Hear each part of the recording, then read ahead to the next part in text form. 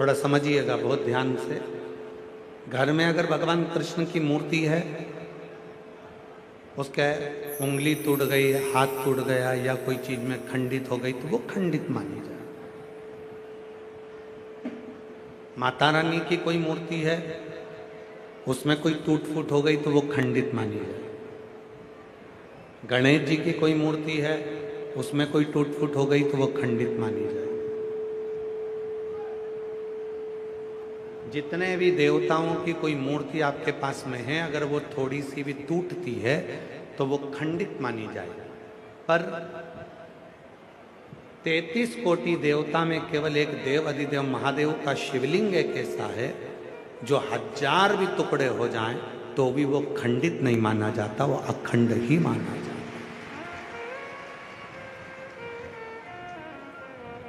वो खंडित नहीं कहलाया। आपके घर में अगर कोई शंकर भगवान का शिवलिंग रखा है, उसके 4 टुकड़े हो गए, 3 टुकड़े हो गए, कोई बच्चे ने उसको गिरा दिया, स्नान कराते कराते खंडित हो गया, उसके टुकड़े टुकड़े हो गए, 1000 टुकड़े हो गए उसके, तो भी वो खंडित नहीं कहलाए। वो खंडित नहीं हो सकता, वो अखंड है। शिवलिंग कभी खंडित नहीं माना जाता, उसको अखंड माना जाता। उसी तरह आपको बताया अभियाल कि ये बेलपत्र का एक पत्ता, ये दूसरा पत्ता, ये बेलपत्र का तीसरा पत्ता, ये तीनों पत्ते मान लो टूट गए, अलग अलग हो गए, आप चढ़ाने के लिए लेकर गए थे और ये पत्ते टूट कर अलग अलग हो गए, तो भी यदि आप इन तीनों पत्तों को एक साथ रखकर भी शिव को चढ़ा रहे हो तो भी वो अखंड ही माना जाएगा। वो खंडित नहीं, उसमें खंडता नहीं। अच्छा है शिव का, बुरा है शिव का। मात पिता तुम शरण गाऊं मैं किसकी, स्वामी शरण गाऊं मैं किसकी, तुम बिन और न दूजा, प्रभु बिन और न दूजा, आस करूं मैं किसकी। ओम जय जगदीश।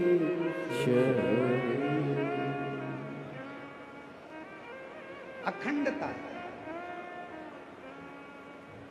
आपसे एक प्रश्न करते हैं इसी संवाद में,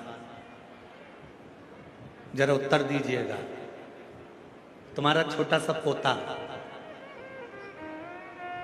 तुम्हारा बेटी का बेटा, तुम्हारे बेटे का बेटा, तुम्हारे बेटी की बेटी, तुम्हारे बेटा की बेटी, या तुम्हारा बेटा या तुम्हारी बेटी, छोटी सी, वो कुछ भी खा रही है, कुछ भी, और खाते खाते उसने एक दाना उठाया और उठाकर खाते खाते उसने अपनी मम्मी के मुंह में दे दिया। खाते खाते उसने अपने पापा के मुख में दे दिया। अब ईमानदारी से बोलो, इतने से दाने से बच्चे का छोटा सा हाथ, छोटी सी उंगली, और वो छोटी सी उंगली से वो बच्चा दाना उठाकर तुम्हारे मुख में दे रहा है। बच्चे का पेट तो वो छोटे से दाने से भरा जाएगा, पर क्या तुम्हारा पेट भराएगा क्या उस दाने से? नहीं भराएगा। फिर भी तुम्हारा बेटा दे रहा है, तुम्हारा पोता दे रहा है, तुम्हारी पोती दे रही है, और बड़े प्रेम से तुम्हारे मुख में दे रही है, तो भले 56 भोग ना मिले पर वो एक दाना तुम्हें तृप्ति प्रदान कर देगा। प्यार से दिया है मेरे बच्चे ने। बच्चा गोदी में बैठकर वो दाने को उठाकर मम्मी के मुख में दे रहा है, पापा के मुख में दे रहा, भैया के मुख में दे रहा, बहन के मुख में दे रहा।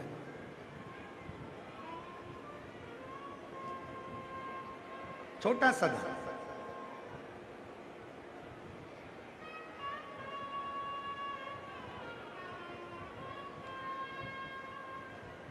वो लेकर आता है और दे देता।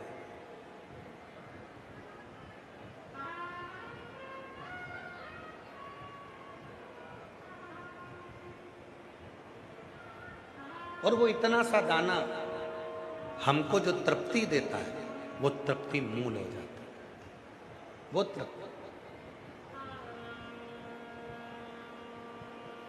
एक बिल्कुल छोटा सा दाना वो लाके दिया और उसमें हमको तृप्ति। अब वो दाना इतना बड़ा नहीं है, वो भोजन का कोरा इतना बड़ा नहीं है, पर वो दाना जो उसने प्रेम से दिया है वो तृप्त कर रहा है। जो उसने दिया है उसमें हमको तृप्ति मिली। उसी तरह आप पिता हो, भगवान शंकर पिता है, माँ जगत जननी दुर्गा भवानी माँ है। आप सब, हम और आप उस शिव के पुत्र पुत्री हैं, बेटा बेटी हैं। हम अगर अच्छा भी देंगे तो भी वो स्वीकार करेगा, और हम उसे बुरा भी देंगे तो भी वो स्वीकार करेगा और खुश होगा कि मेरे बच्चे ने कम से कम मुझे कुछ तो दिया, कुछ तो प्रदान करा।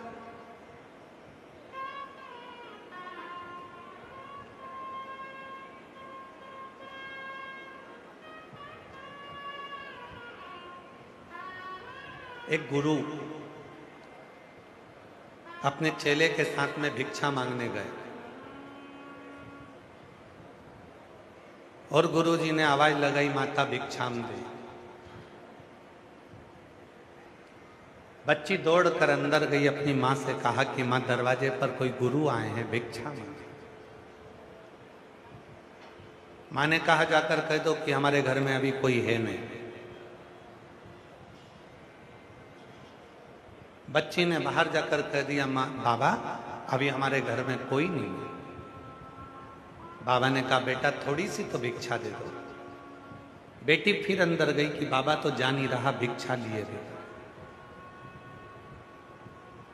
माँ ने कहा कह दो कि हमारे घर में अभी कुछ भी नहीं है। बेटी ने जाकर कहा बाबा हमारे घर में कुछ भी नहीं है। बाबा ने कहा बेटा मैं बिना भिक्षा के जाऊंगा नहीं। एक काम कर, झाड़ू लगा दे, थोड़ा सा कचरा मेरे कमंडल में डाल।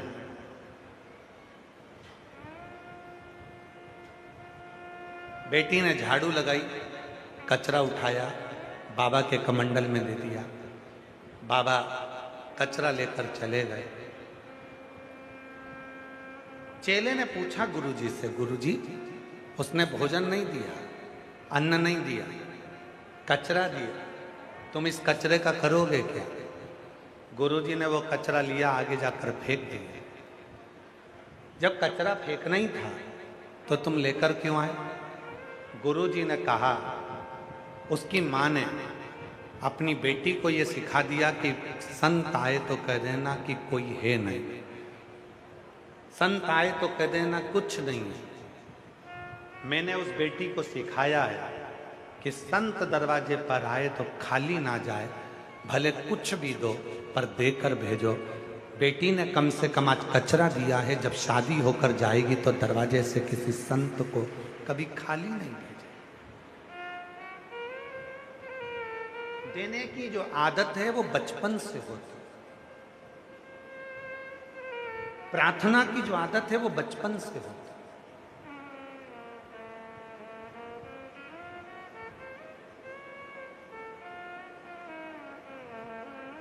कभी कभी अपने बच्चे से तुम खुद कह दिया करो, ला क्या खा रहा है बेटा, बिस्कुट ला, दादी को नहीं खिलाएगा। बच्चा आएगा, छोटा सा टुकड़ा तोड़कर दादी को मुख में बिस्कुट देगा, भले पूरा नहीं दे पर इतना सा भी दे तो तुम खुश हो।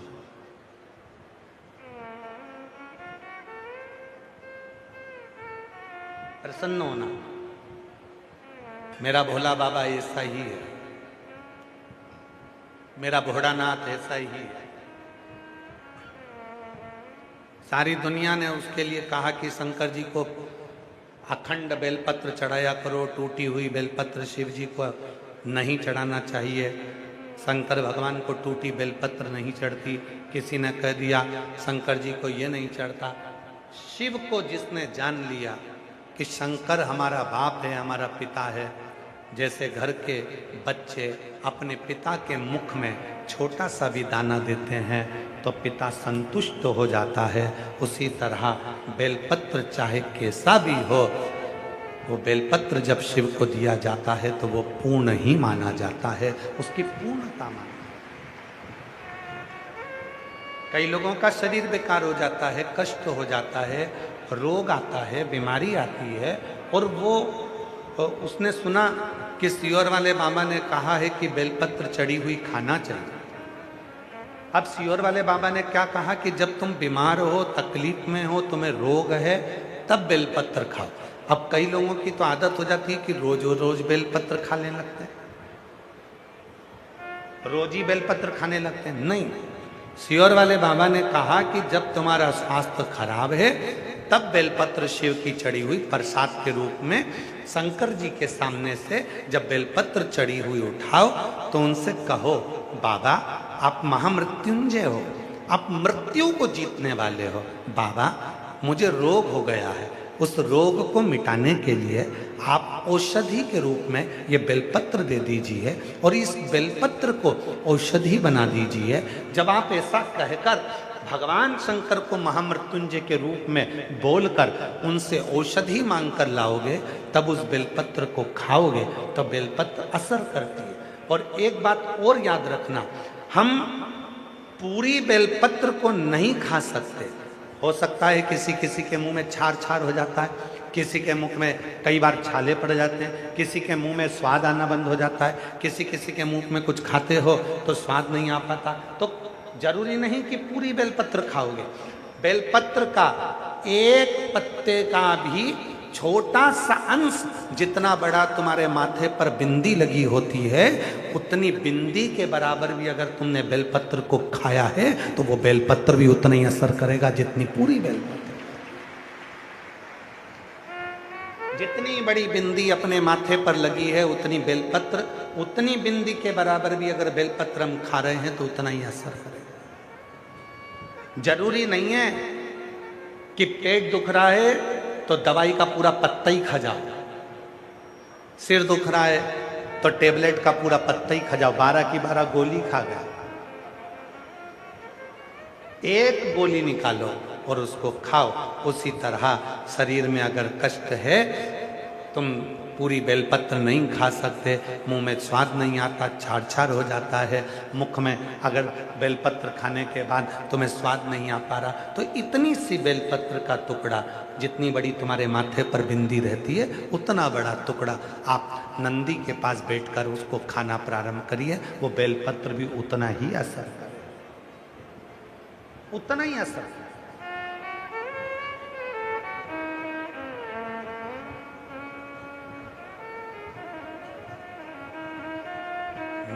मैंने तेरे ही भरोसे बाबा, तेरे ही भरोसे हवा बिच उड़ती जावागे, बाबा डोर तो छठी कटी जावागे, भोले मैं तेरी पतंग, शंभू मैं तेरी पतंग। जरूरी नहीं है कि तुम बहुत सारा खाओगे तो असर करे।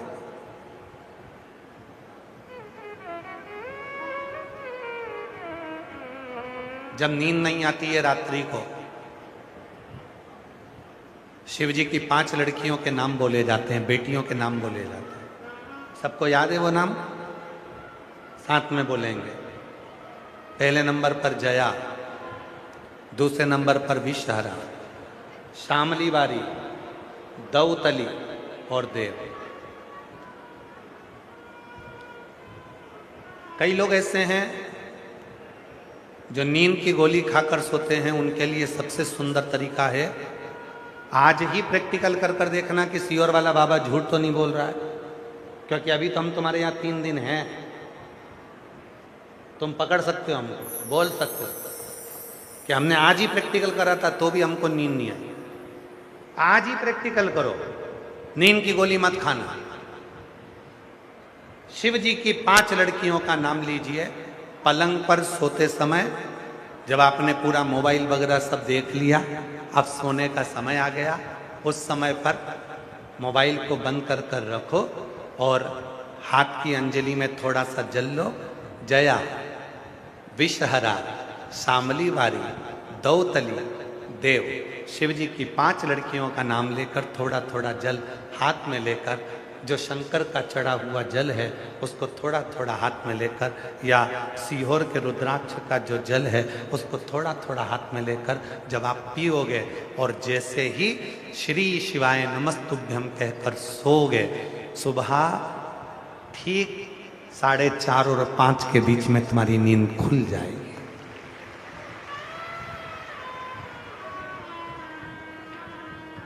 ये कोई नाम साधारण नहीं है।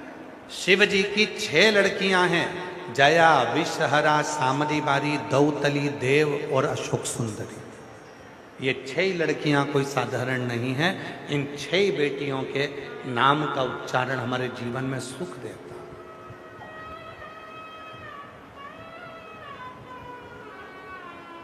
एक छोटी सी बेलपत्री का टुकड़ा मात्र, जरा सा एक पत्र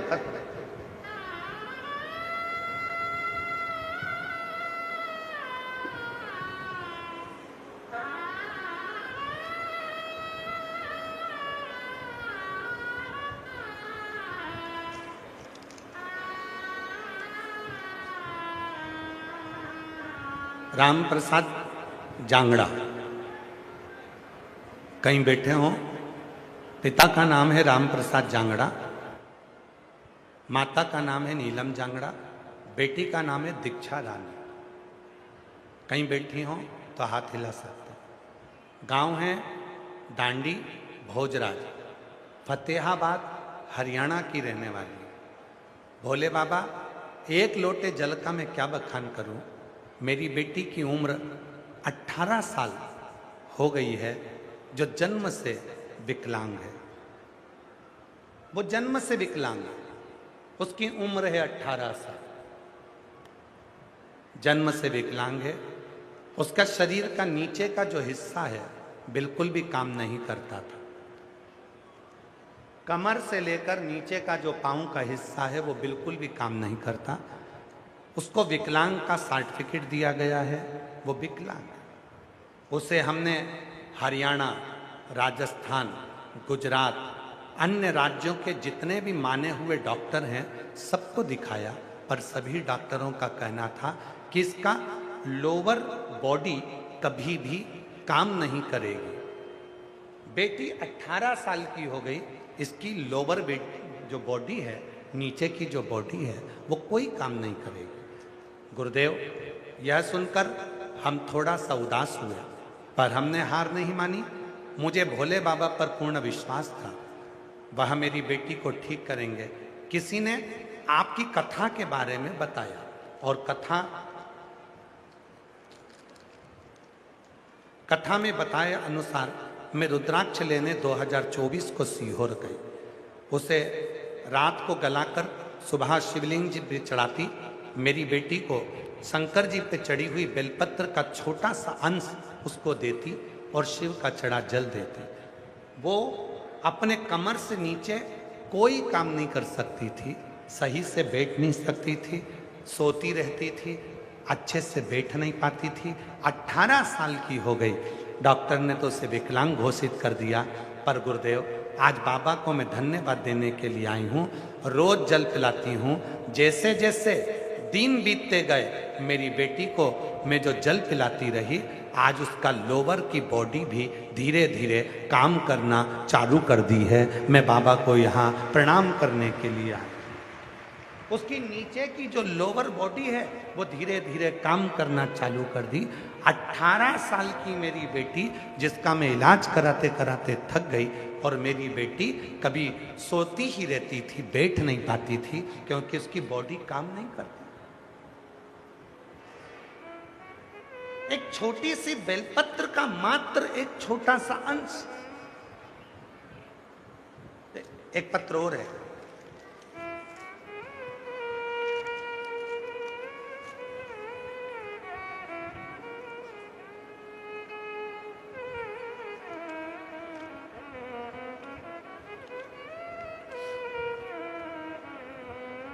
मेरा नाम है सलिंद्रो देवी, पति प्रदीप कुमार,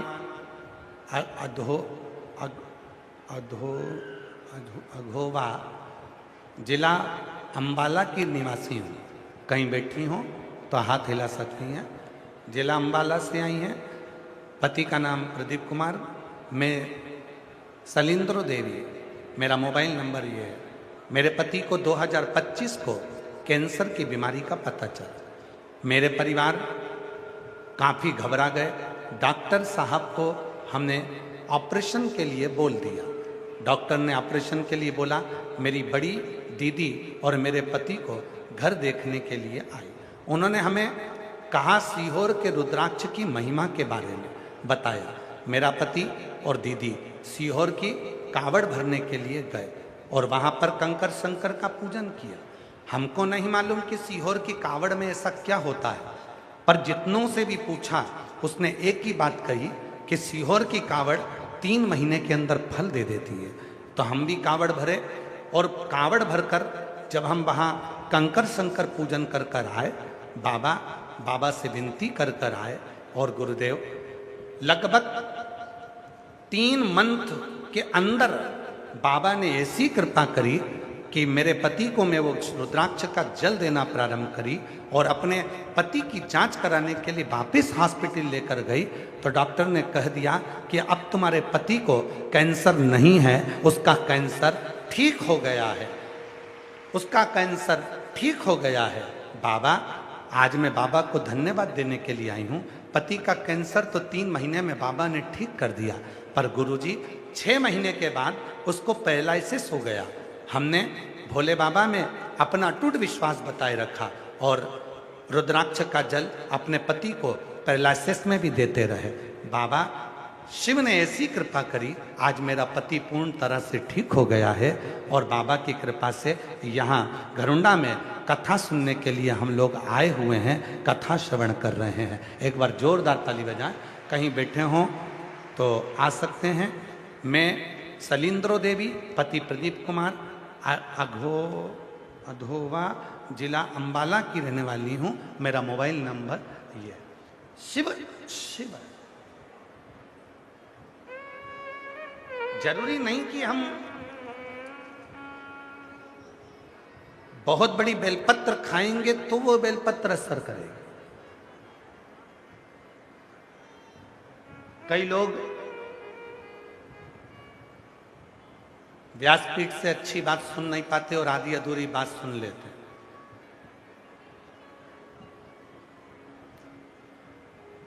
कई लोग हमारा फोटो लगा लगा कर अपनी वॉइस निकाल कर, या वो कौन सा है आजकल हुआ है ना, AI से हमारी आवाज निकाल कर उससे वीडियो बना बना कर लोग डाल देते।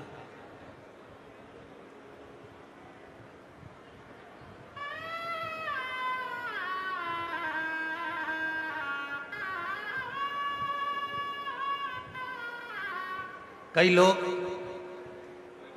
अलग अलग वीडियो, यहाँ तक कि कई लोग हमारे साथ में हमारी पत्नी का मुख तो उन्होंने कभी देखा नहीं है जिंदगी में। ना जाने कौन कौन सी को जोड़कर हमारा फोटो चिपका कर भेज देते, गुरु माता का दर्शन कर लो। अब जिस गुरु माता का मुख केवल उनके पिता ने और माँ ने देखा होगा और शादी के बाद हमने देखा होगा, यहाँ तक कि मेरे पूरे सीहोर वालों ने भी आज तक, मेरे पड़ोसियों ने भी हमारी धर्म पत्नी का मुख नहीं देखा होगा।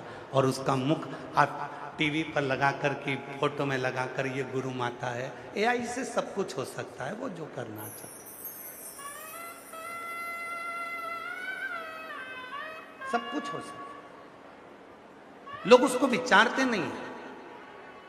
किसी ने कहा कि 10 बेलपत्र खा जाओ, कोई ने कह दिया 5 बेलपत्र खा जाओ, किसी ने कह दिया इतना खा जाओ। ना ना, एक मस्तक पर जो बिंदी लगी है उसके बराबर भी, मस्तक की बिंदी के बराबर भी अगर हमें तकलीफ है, कष्ट है, दुख है, हमारे मुख में बेलपत्र खाने पर यदि स्वाद नहीं आता, छार छार हो जाता, छाले पड़ जाते, आप बेलपत्र नहीं खा सकते और तकलीफ ज़्यादा है, बीमारी ज़्यादा है, एक माथे की छोटी सी बिंदी के बराबर भी बेलपत्र को यदि आप पाओगे तो वो बेलपत्र आपको सुख दे,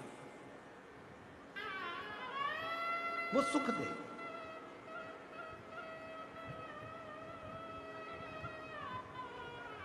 किसी गलत भ्रम में नहीं पड़ना। आज के जमाने में इतना आडंबर, इतना पाखंड, इतना दिखावा हो गया, लोग कहते कुछ हैं, करते कुछ हैं, बोलते कुछ नहीं। कथनी में और कहने में बहुत अंतर होता है, बहुत अंतर। कहने को तो लोग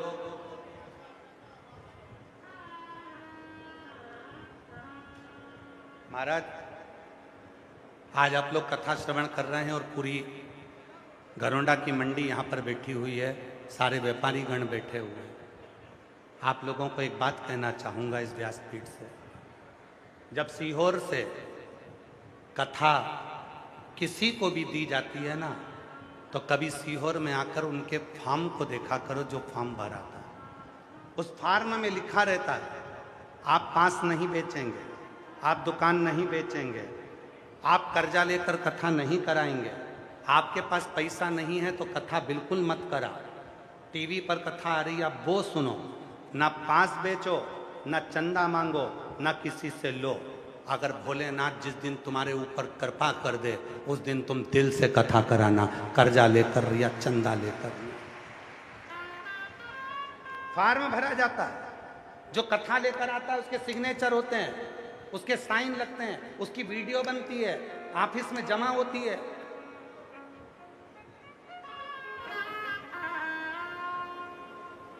और अब फिर कह रहे हैं मेरी जीजियों, तुम 10 सहेलियां एक नियम बनाओ, हमें हमारे गांव में कथा कराना है ना, तुम 10 सहेलियां नियम बनाओ कि मेरे भोले बाबा 12 महीने की शिवरात्रि आती है, मैं 12 महीने शिवरात्रि पर तेरे एक बेलपत्र, एक चावल का दाना, एक दुर्बा चढ़ाऊंगी। 1 साल तक हम 10 सहेलियां तेरी आराधना करेंगे और हम 10 सहेलियों को तू इतना दे देना कि हमारे पति आगे आकर खड़े होकर 10 की 10 मिलकर कथा को करा दे। कर्जा लेकर नहीं, कर्जा मांग कर नहीं, किसी की अठन्नी लेकर नहीं, नहीं है टीवी पर कथा सुनो, दिल से सुनो। तुम्हारा ये भाई तुमको कभी कर्जे में देखना पसंद नहीं करेगा, कभी जिंदगी में आपके ऊपर कर्जा हो ये हमको पसंद नहीं है। हम यहाँ तक कहते हैं अपनी व्यासपीठ से कि बैंक से भी अगर कुछ लिया है तो उसको देने का प्रयास करो, किसी से अठन्नी ली है तो उसको देने का प्रयास करो। जब मेरे भोले बाबा को तुम अपना 3 घंटा समय देते हो तो मेरा भोले बाबा भी तुम्हारे दुखड़े मिटाने के लिए तुम्हारे दरवाजे पर खड़ा है, कर्जा लेकर नहीं। और आज पूरे नगर खेड़ा सुधार सभा धरोंडा अनाज मंडी के जितने भी भाई बहन हैं, जितनी भी धरोंडा की सारी समाजें हैं, मैं उनको दंडवत प्रणाम करता हूँ, आपके चरणों को नमन करता हूँ। आप जैसे लोग संसार में नहीं होंगे जिन्होंने इस कथा को हृदय से अपनी हथेली पर संभाल लिया, शिव का रूप धारण कर। जीजियों, हमने 30 साल में ढेरों कथाएं करी हैं, महीने की 3 कथा होती हैं, लाखों हजारों कथाएं चलती रहती हैं। पर जो हरियाणा में देखा ना, मंडी में प्रवेश करते समय राइट हैंड पर भोजन भंडारा चल रहा, थोड़ा आगे बढ़ो तो कोई पानी पिला रहा। धरोंडा मंडी के एक एक दुकानदारों ने अपने दरवाजे पर मटके भर कर रख दिए, पानी की बोतल बांट रहा है, शरबत की बोतल बांट रहा है, पेप्सी बांट रहा है, कहीं फ्रूटी बांट रहा है, कहीं टॉफी बांट रहा है, कहीं बिस्कुट बांट रहा है, कोई खाना बांट रहा है। और कई कई तो ऐसे हैं जिन्होंने अपनी मोटरसाइकिलों लगा दी बुजुर्गों के लिए, कई ऐसे हैं जिन्होंने ई रिक्शा लगा दिया बुजुर्गों के लिए, और कई, मैं हरियाणा की पुलिस को धन्यवाद दूंगा जिसका नज़ारा हमने कल देखा। उस पुलिस को भी मैं सलूट मारता हूं कि हरियाणा के कलेक्टर महोदय, आईजी, डीआईजी, कमिश्नर, यहाँ के टीआई, यहाँ के एसपी, यहाँ के एसएसपी, यहाँ का एक एक प्रशासन। कल हमने एक नज़ारा देखा कि एक बुजुर्ग माता जब पैदल चलकर आ रही थी और उससे चला नहीं जा रहा था, वो अपने साथ एक बैग भी रखी थी, तो एक पुलिस वाले ने साइड में गाड़ी वाले से कहा, भैया तो इसको छोड़ कर आ जा। वो बच्चा कहता है मुझे डबल चलाना नहीं आता। पुलिस वाले ने खुद गाड़ी लेकर उस बूढ़ी माँ को मंडी के गेट तक छोड़ा। उसके लिए साधुता देता हूं। ये पुलिस का एक नजारा है, ये हमारे भारत की शासन प्रशासन का एक नजारा है, ये हरियाणा गवर्नमेंट का एक नजारा है कि उनका मुख ये भी एक नजारा देता है। ये हरियाणा कहे ना, इस हरियाणा ने दिल हर लिया, इस हरियाणा ने मन को हर लिया है। इतना प्रेम, इतनी वात्सल्यता, इतनी करुणता। बच्चा बच्चा टॉफी, पानी, बिस्कुट आगे रह रह कर खिला रहा, पिला रहा, सेवा कर रहा है। मैं नमन करता हूँ जीजियों आपके स्वभाव को, और मंडी के रहने वाले सभी घरोंडा वासियों को मैं दंडवत प्रणाम करता हूँ। यहाँ के मीडिया को भी मैं नमन करता हूँ जो चतुरता से सब चीज़ों पर ध्यान रखकर इस कथा को सफल बनाने का प्रयास कर रही है। सफल शायद हमारे जीवन में ऐसा पहली बार देखने को मिला जो नज़ारा। और मैं कहूँगा करनाल वाले, मैं कहूँगा कुरुक्षेत्र वाले, मैं कहूँगा सोनीपत पानीपत वालों, एक बार दिल्ली वालों आकर, दिन में फुर्सत ना मिले तो रात में आकर घरोंडा का एक आनंद देखिए कि घरोंडा में इन सारे व्यापारियों ने मिलकर कितना आनंद कराया। देखो जब सब समाज एक हो जाती है तो कितना आनंद बरसता है। उनको दिखाओ, आओ देखो। वो शिव कृपा करे। और अभी फिर कहकर जा रहे हैं, ए मंडी वालों चिंता मत करना, मेरा भोले बाबा जब तुमको तुम्हारे व्यापार में इतना दे देना, सारी समाजों को जिन जिन ने लगाया है एक एक रुपया, उनको मेरा भोले बाबा दे देना, तो इन जीजियों के लिए एक बार फिर कथा करा लेना।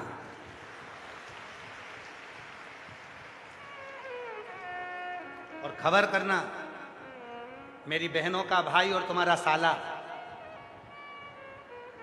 मेरी बहनों का भाई और तुम्हारा साला कथा करने के लिए जरूर आए, सूचना करना।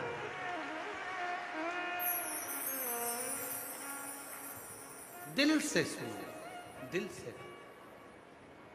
जो दिल से मांगोगे वो दिल से दे देगा। मेरा भोला भंडारी है, खाली झोली भर देगा। मेरा भोला भंडारी है, खाली झोली भर देगा। मस्तक पे चंदा है, उजियारा कर देगा। मस्तक पे चंदा है, उजियारा कर देगा। मेरा भोला भंडारी है, खाली झोली भर देगा। मेरा भोला भंडारी है, खाली झोली भर देगा। एक छोटा सा अंश मात्र बेलपत्री का भी हमारे रोग को मुक्त कर सकता है। शिव पर चढ़ा हुआ जल भी हमको रोग से मुक्त कर सकता, रोग से मुक्त कर सकता।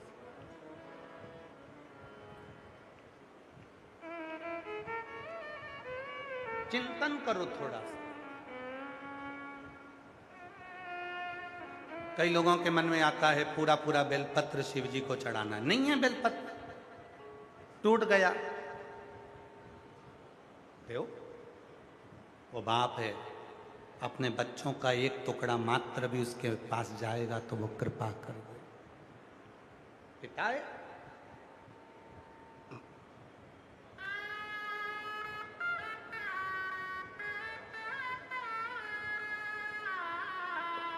एक विश्वास के साथ उससे मांग, 43 डिग्री टेम्परेचर है। जब हम गाड़ी में आ रहे थे तो गोयल जी गाड़ी चला रहे थे, तो हमने उनसे पूछा कितना टेम्परेचर बाहर का? 43 के करीब है।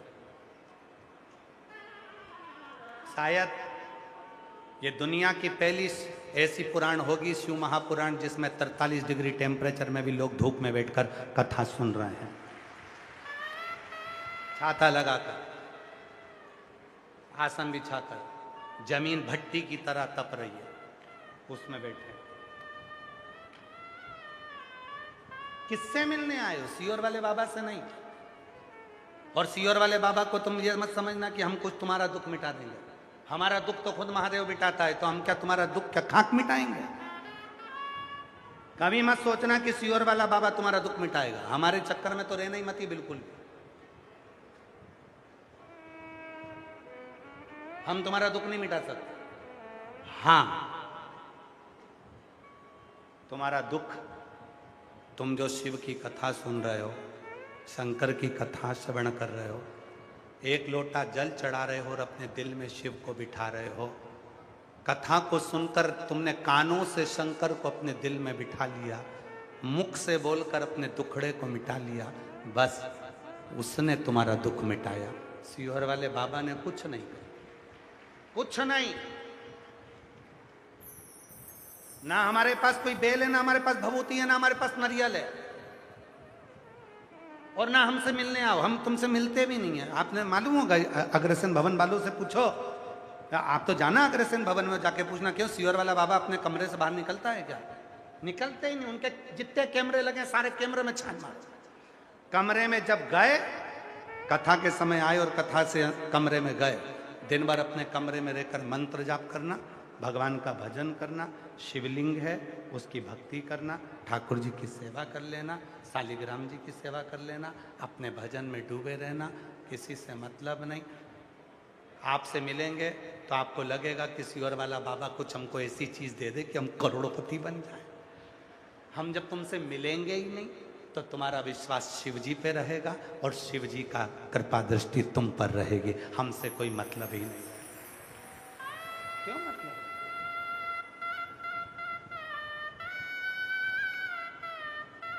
रिश्ता तेरा मेरा सबसे प्यारा, रिश्ता तेरा मेरा सबसे प्यारा, तू मेरा बाबा, मैं हूँ तेरा लाला, मैं हूँ तेरा लाला, तू मेरा बाबा, मैं हूँ तेरा लाला, मैं हूँ तेरा लाला। उस पे भरोसा। एक बहन ने लिखा, गुरुजी एक पत्र में एक बहन लिखी है, देखिए।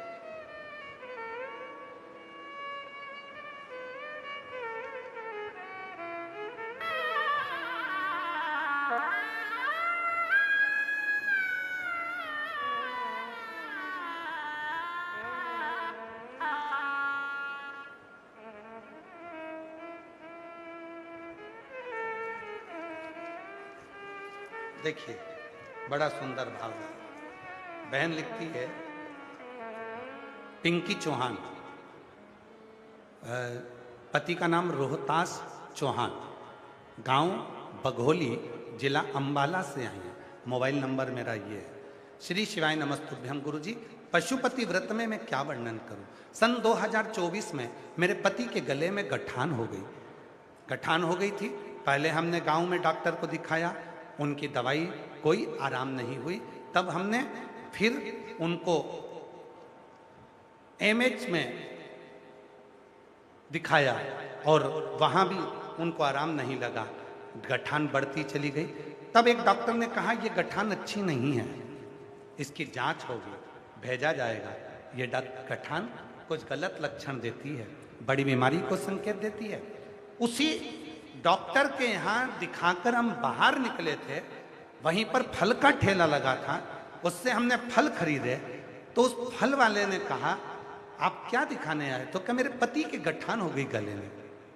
डॉक्टर बोल रहा है बड़ी बीमारी क्या चाहते? फल वाला कहता है 1 या 2 बजे कथा आती है टीवी पर, सियोर वाला बाबा बाजता है, आप एक बार आसन लगाकर सुनो और शंकर पे जल चढ़ाओ, हमें लगता है तुम्हें दूसरी बार हॉस्पिटल नहीं आना पड़ेगा। गुरुदेव जिस दिन कथा चालू करी आप पशुपति व्रत के बारे में बता रहे थे, उसी के बाद में सोमवार आया और मैंने पशुपति व्रत किया। पशुपति व्रत कर कर हमने बाबा पर जल चढ़ाया और शिव जी की आराधना करी। रोज जल लाती, पति को देती और पति को देते, फिर हम उसको अपने पति को पीजीआई चंडीगढ़ के हॉस्पिटल ले गए। वहां पर जब इलाज कराने के लिए लेकर गए तो डॉक्टर ने कहा गठान नहीं है, हड्डी बड़ी है। हड्डी का इलाज चालू हुआ और बाबा की ऐसी कृपा हुई कि दूसरी बार फिर हमने चंडीगढ़ के उसी हॉस्पिटल में जांच कराई तो डॉक्टर ने कह दिया इनका तो पूरा गला ठीक है, ना हड्डी बड़ी है ना गठान हुई है, और डॉक्टर ने कह दिया सारी रिपोर्ट नॉर्मल है, सारी रिपोर्ट नॉर्मल। मैं शिव को नमन करने के लिए एक पत्र और देखिए, इस बच्चे का फोटो देखो पहले, और बच्चे का फोटो देखने के बाद में अब पत्र पर ध्यान दें। मैं शांतिपाल घरोंडा निवासी हूँ, मैं शांतिपाल घरोंडा निवासी हूँ, कहीं बैठी हूँ तो हाथ हिला सकती हैं। मेरा मोबाइल नंबर ये है। गुरुजी मेरी बेटी विदेश में रहती है, 18 वर्षों से कोई संतान उत्पन्न नहीं, डॉक्टरों को दिखाया लेकिन कोई हल नहीं निकला, विदेश के डॉक्टरों को भी दिखाया, विदेश के डॉक्टरों ने कह दिया तुम कभी मां नहीं बन सकती। IVF करवाया, टेस्ट भी करवाया, सब कुछ करवाया, विदेश में जो जो इलाज होता है सब करवा चुकी, फिर भी औलाद नहीं हुई। तब आखिरी में किसी के कहने पर ऐसा सुना था कि कथा के पंडाल में बैठकर जो मांगो वो मिलता है। हम 2024 में तारा बाबा की कुटिया में सिरसा में पहुंच गए, वहां पंडाल की मिट्टी को लेकर मैं आ गई और वही मिट्टी मैंने अपनी बेटी को भेज दी। बेटी ने वो मिट्टी को अपने गर्भ से लगाया, गर्भ लगाने के 3 महीने भी नहीं हुए और बाबा की कृपा से 18 साल बाद वर्ष 2025 में मेरी बेटी के घर में पुत्र रत्न की प्राप्ति 18 साल के बाद हुई। वो कथा पंडाल की मिट्टी में ऐसा क्या हो जाता है? होता कुछ नहीं है, एक ही चीज होती है, जब इतने सारे शिव भक्त आते हैं प्रेम से श्री शिवाय नमस्तुभ्यम कहते हैं, उनके जप करने से, उनकी साधना से, उनकी आराधना से लोग कहते हैं संत बड़े, लोग कहे साधु बड़ा, लोग कहे सन्यासी बड़ा। शिव पुराण कहती है शंकर की कथा सुनने वाले भक्त बड़े, जो 42 डिग्री टेम्परेचर में भी अपना AC और कमरा छोड़कर, पंखा छोड़कर, कूलर छोड़कर यहाँ भट्टी जैसे तप रहे हैं और कथा का 1 बजे से 4 बजे तक इंतजार करते हैं, रात भर भजन करते हैं। तो वहाँ की मिट्टी साधारण नहीं रहती, वहां की मिट्टी भी चंदन बन जाती है और वो भी फल देने लगती है, वो भी फल देती है। कहीं बैठी हो घरोंडा से, शांतिपाल घरोंडा की निवासी है, मेरा मोबाइल नंबर ये है, कहीं बैठी हो तो आ सकती है। शिव तत्व जो जैसी भावना वो वैसा ही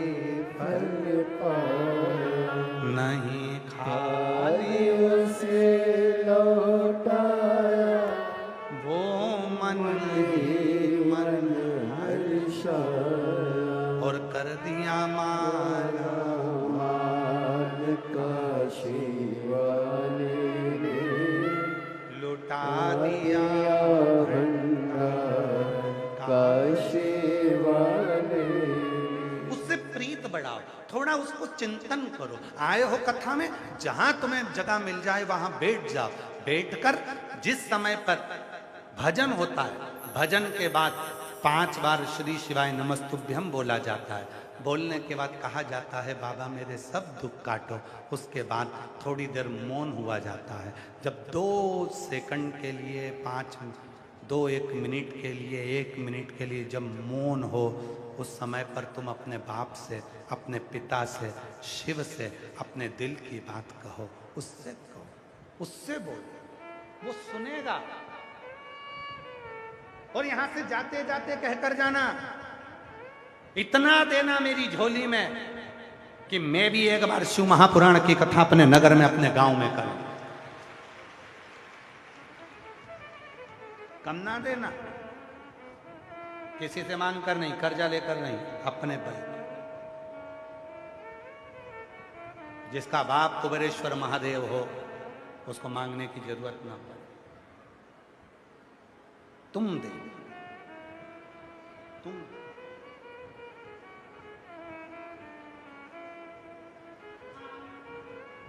तेरे दरबार की बाबा निराली शान देखी है, तुझे देते नहीं देखा, हर झोली भरी देखी है, मुख दुनिया मोड़ेगी बाबा तू मुखड़ा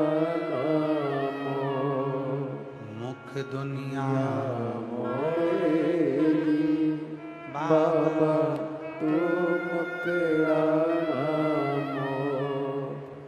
मेरी। भिक्षा पात्र में गुरु ने कचरा मांग लिया क्योंकि देने की आदत डल गई।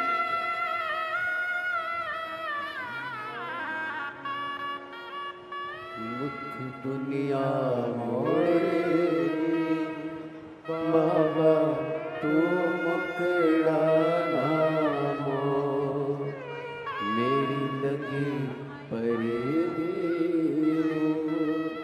बाबा तू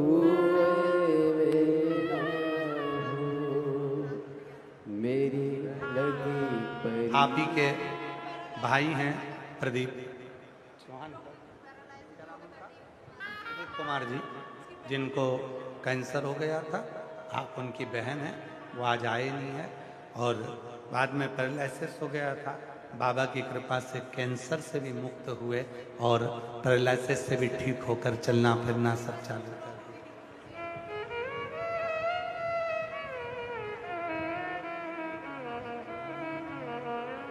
वो शिव है, वो शंकर है, वो ओघड़ी है, वो दयालु है, वो दाता, वो उपासना करना शिव के लिए हृदय से आदत डाल दो। शिव के मंदिर में एक लोटा जल चढ़ाने की बच्चों, दुनिया का कोई व्यक्ति कितना भी मना करे कि तुम भगवान शंकर को मत भजो, शिव के मंदिर मत जाओ, लोटा भर के जल मत चढ़ाओ, उनके हाथ जोड़कर कह देना मैं तेरे से रिश्तेदारी खत्म कर दूंगी, आज के बाद बोलो। मेरे को ये मत बोलो कि शिव के मंदिर मत जा, मैं तुझसे रिश्तेदारी बंद कर दूंगी, पर उससे रिश्तेदारी बंद नहीं कर सकती। मैं मंदिर जरूर जाऊंगी, एक लोटा जरूर चढ़ाऊंगी, और एक दिन ऐसा आएगा वो जल तुम्हारा कल बदल कर ही रहेगा। वो जल तुम्हारा कल बदल कर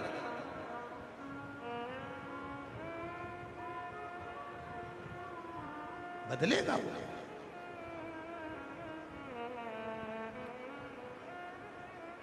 एक लोटा जल सारी समस्या का हल।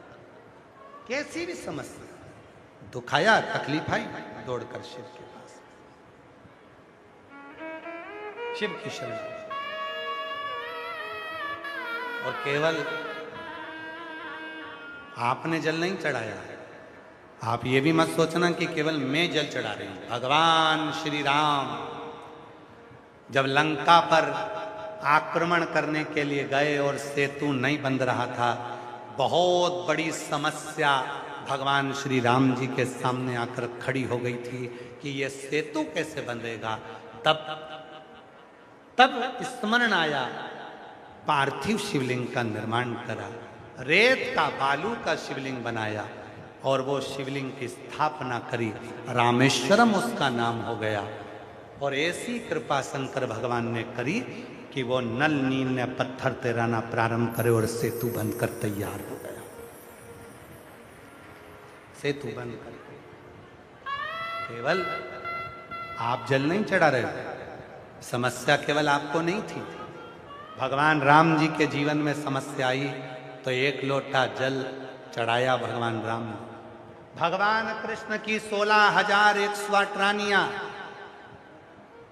और जब रानियों से संतान नहीं हुई, 16,108 रानियों से जब संतान नहीं हुई, तब भगवान कृष्ण ने गर्गाचार्य बाबा को बुलाकर पूछा, मेरे द्वारका में इतनी रानियां हैं पर उनकी औलाद नहीं है। गर्गाचार्य बाबा ने कहा, एक एक रानी के साथ 11-11 दिन तक बैठकर शंकर भगवान की पूजन करो। एक एक रानी के साथ बैठकर 11-11 दिन तक पूजन करी भगवान कृष्ण ने। तब जाकर शिव जी प्रसन्न हुए और वर दिया, हे भगवान कृष्ण, तुमने मेरी आराधना एक एक रानी के साथ में 11-11 दिन तक करी है, इसलिए तुम्हें 11-11 संतान उत्पन्न हो। एक एक रानी से 10 बेटा, 1 बेटी, 10 छोरा, 1 छोरी होंगे। तब भगवान कृष्ण की प्रत्येक रानी से 11-11 बच्चे हुए और 1,77,186 भगवान शंकर की कृपा से कृष्ण भगवान के बच्चे हुए। तब केवल तुम जल नहीं चढ़ा रहे। ये लोग लिख देते हैं 18 साल तक संतान नहीं हुई, तुम जल चढ़ाना तो चालू करो।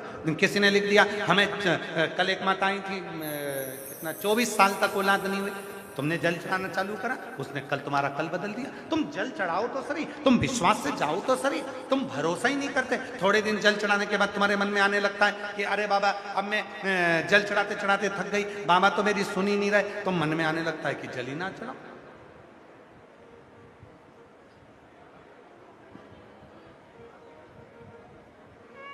बच्चे को भी जन्म लेने में 9 महीना लगता है, पर आज के लोगों को इतनी जल्दी है, मैंने आज जल चढ़ाया तो मेरा कल काम होना चाहिए, मैंने अभी ऐसा करा तो मेरा अभी ये काम होना चाहिए, मैंने आकर ऐसा करा तो मेरा ऐसा काम होना चाहिए, अभी की अभी होना चाहिए। ना ना ना ना, बच्चे को जन्म लेने में 9 महीना लगता है। इसलिए जल चढ़ाते रहो, चढ़ाते रहो, रोज शिव के मंदिर जाते रहो, और जब जब तुम्हारी टीवी पर, मोबाइल पर तुम्हें शिव महापुराण की कथा, जब तुम्हें सूचना मिल जाए कि कुबेरेश्वर बाबा के धाम से ये चलकर ये कुबेरेश्वर बाबा की पोथी आई है, उस दिन पंडाल में बैठकर कथा श्रवण कर लो और अपने बाप से अपने दिल की बात कर लो। उस दिन कृपा स्वयं शिव कर चढ़ाओ।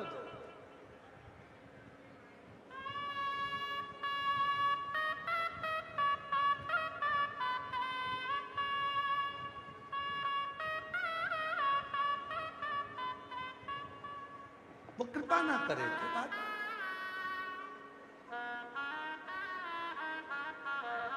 महाराज शिव से अपने हृदय की चित्त की बात शंकर को, अरे देख लिया संसार सब मतलब हमने देख लिया, झूठे नाते झूठे रिश्ते, झूठे नाते झूठे रिश्ते, अरे झूठा है संसार हमने देख लिया, सब मतलब के यार हमने देख लिया, देख लिया संसार हमने देख लिया। गुरु का काम कितना है? गुरु का केवल एक काम है, तुम्हें शिव तक पहुंचाना। गुरु का एक काम है, तुम्हें शंकर की शरणागति तक पहुंचाना। इससे ज्यादा गुरु कुछ नहीं करता। जब सीहोर गुरु पूर्णिमा पर गुरु दीक्षा लेने के लिए, गुरु नाम लेने के लिए लोग आते हैं, केवल एक कुबेरेश्वर बाबा का धाम ही केवल एक ऐसा है जहां पर साल में केवल एक ही बार गुरु मंत्र दिया जाता है, शिव दीक्षा दी जाती है, शिव नाम दिया जाता है। केवल एक साल में केवल एक ही दिन, उसके सिवाय। हमारे बीच में स्वामी जी महाराज आए, एक बार जोरदार ताली उनका स्वागत करना।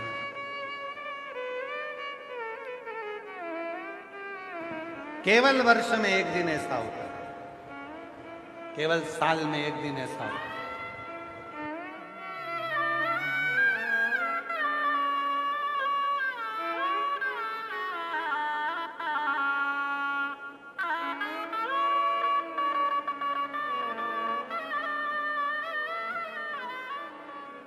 केवल वर्ष में एक ही दिन जो गुरु पूर्णिमा का दिन रहता है, सारी जगह पर साल भर लोग दीक्षा देते हैं। जहां जहां लोग जाते हैं वहीं पर दीक्षा देकर आते हैं। बहुत सारे लोग ऐसे मिलेंगे, तुम्हारे यहाँ आएंगे दीक्षा देकर चले जाएंगे। बहुत सारे लोग आएंगे, साल भर दीक्षा देते हैं। केवल एक कुबरेश्वर धाम ऐसा है जहां गुरु पूर्णिमा के दिन दीक्षा दी जाती है। पहले पूरे 6 दिन शिव पुराण की कथा सुनाई जाती है। जब पूरी कथा सुन लेते हैं तब 7वें दिन गुरु पूर्णिमा के दिन दीक्षा दी जाती है। और दीक्षा देने से पहले सबको बोल दिया जाता है, तुम ये विचार मत करना कि हम तुम्हारा दुख मिटाने आएंगे। आप जिस मंत्र को ले रहे हो उस मंत्र का उच्चारण करना, एक ना एक दिन मेरा भोलेनाथ तुम्हारा दुख मिटाने जरूर आए, उसको जपो।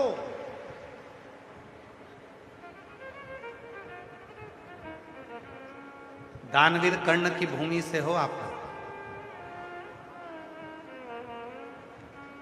काशी में करनाल लगा हुआ,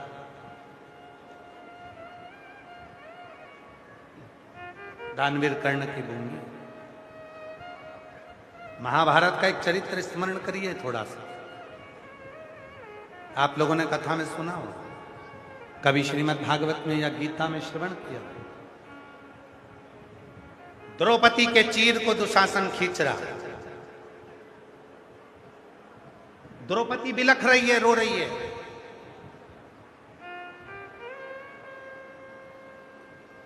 धृतराष्ट्र और गांधारी के सामने द्रौपदी पहुंच गई और द्रौपदी ने कहा धृतराष्ट्र से कि तुम मेरे काका ससुर हो। तो धृतराष्ट्र कहते हैं मेरी आंखें नहीं।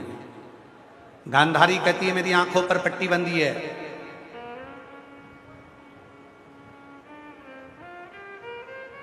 द्रौपदी रोती रोती भीष्म पितामह के पास पहुंच गई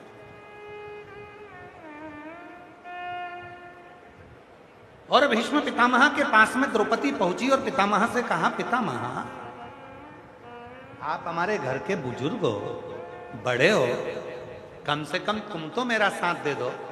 भीष्म पितामह ने कहा, मैंने दुर्योधन के घर का अन्न खाया है और जैसा खाया अन्न, जम के बोलो, वैसा हो गया मन।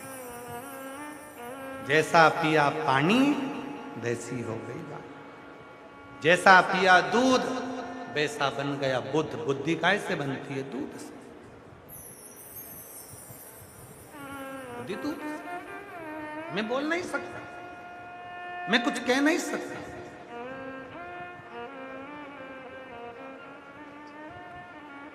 यही मां है। सिरसा हरियाणा की कथा में तारा बाबा की कुटिया में कथा सुनी, वहां की मिट्टी कथा की लेकर चली गई और बेटी को विदेश भेज दी। बेटी ने अपने उदर पर लगाया, 3 महीने में गर्भ ठहर गया। 18 साल के बाद पुत्र रत्न की प्राप्ति हुई। एक बार जोरदार ताली।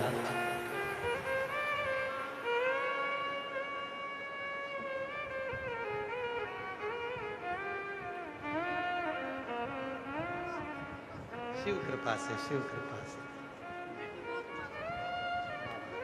जी कह रही है बेटी इतना मानती है तो वो कहती है कि सियोर वाला बाबा एक बेलपत्र से और रज से ठीक कर दे, पर ऐसा नहीं, करने वाला स्वयं शिव है, उसके सिवाय कोई कुछ नहीं कर सकता।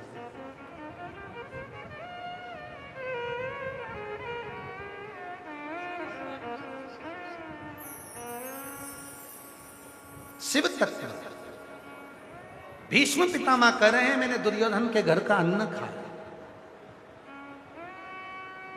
और जब मैं दुर्योधन के घर का अन्न खाया हूं तो मैं कैसे करूं? नहीं। आखिरी में द्रौपदी रोती रोती अपने पति के पास गई। 5 पतियों ने मना कर दिया और द्रौपदी रोते रोते रोते रोते फिर गुरु द्रोणाचार्य के पास पहुंच गई और कहा, गुरुदेव मैंने आपसे गुरु मंत्र लिया आप मेरे गुरु हो।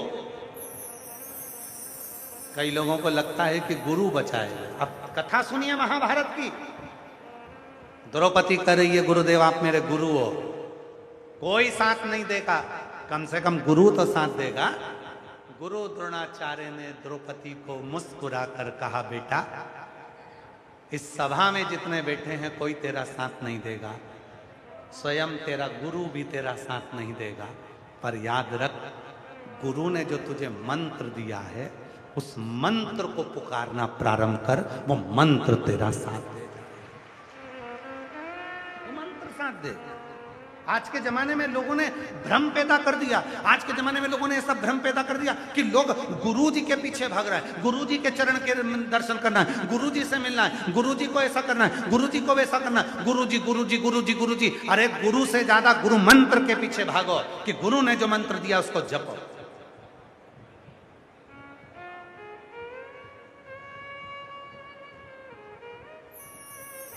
लोग तो लगे हैं आडंबर में करने में, लोग तो लगे हैं पाखंड करने में कि लोग हमें भगवान मानने लगे। और याद रखना शिव महापुराण का एक संवाद भगवान शंकर ने जो कार्तिकेय महाराज को कहा था वो आपको आज शिव पुराण की कथा से सीख कर जाना चाहिए। भगवान षडानंद कार्तिकेय को कुमार खंड के अंदर भगवान शिव कहते हैं सुनो षडानंद कार्तिकेय, इंसान इंसान रहेगा और भगवान भगवान रहेगा, इंसान कभी भगवान ना बने, इंसान कभी भगवान ना बने। और आप लोगों से करबद्ध निवेदन है किसी को भगवान मत बनाओ, भगवान को भगवान रहने दो, भगवान को भगवान रहने दो, इंसान को भगवान मत बनाओ, उसको भगवान को भगवान रहने दो, इंसान इंसान रहेगा, भगवान भगवान। फंसे ना डाल, सारी समस्या का हल एक गुरु हो सकता है जो आपको मंत्र देगा। इसीलिए कुबेरेश्वर धाम पर केवल गुरु पूर्णिमा पर मंत्र दीक्षा दी जाती है एक ही दिन, और वो मंत्र देकर भी कहा जाता है इस मंत्र का जाप करना है, स्मरण करिए, याद करिए उस मंत्र को, भजो उस मंत्र को, स्मरण करो उस मंत्र। गुरु भले ना आए पर वो मंत्र बड़ा का। और अंत समय प्रभु आता है सब लोगों को बोलना आता है सबको, सब साथ में बोलिए अंत समय प्रभु। बहुत बढ़िया। वचन किया मीठा आए ना आए प्रभु कुटुंब कबीरा, अंत समय प्रभु वचन दिया तो अंत समय प्रभु कोई नहीं आए ना गुरु तुम्हारे सामने। अब किसी के प्राण छूटे, कोई कहे गुरु जी मेरे सामने आके खड़े हो जाते, गुरु जी नहीं हो, फालतू की बात।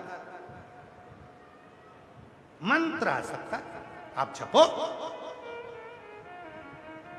फिर वही वाली बात आ गई जो कल वाली, भीड़ में तन्हाई में प्यास की गहराई में मुझे तुम याद आते हो,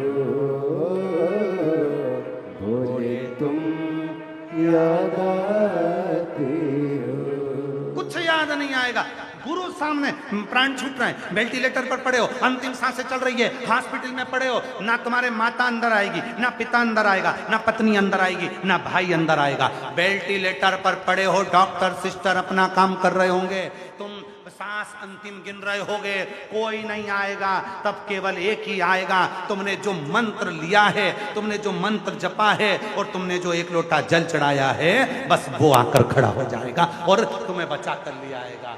वो भीड़ में तन्हाई में प्यास की गहराई में मुझे तुम याद आते हो,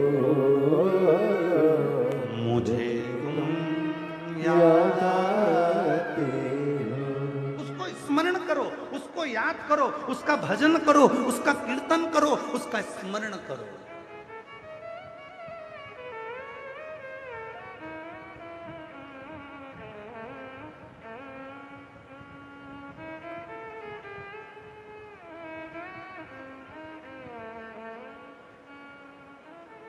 उसको भजो, वाह, कोई नहीं आएगा।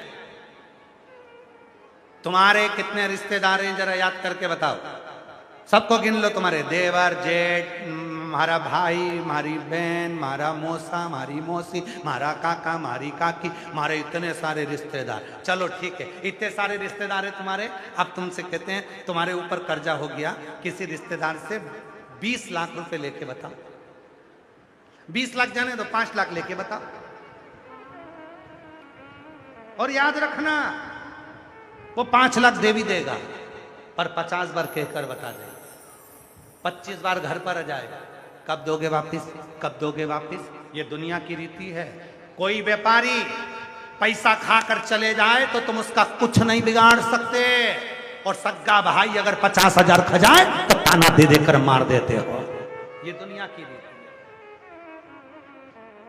ये दुनिया की रीति है। व्यापारी खा गया, पैसा डूब गया, इतना वहां युद्ध चल रहा, वहां ये सा चल रहा, हमारा पैसा डूबा पड़ा हुआ है, पैसा डूब गया, पैसा डूब गया। और सग्गा भाई अगर 1-2 लाख खा गया तो फिर तुम्हें कम खाना चाहिए। अपना ही तो है, खा गया तो खा गया। ये सोचना कि एक व्यापार में पैसा कोई दूसरा खाया था, उसको 2 लाख 5 लाख और ले गया, पर सग्गा नहीं खाना चाहिए, दूसरा भले खा जाए।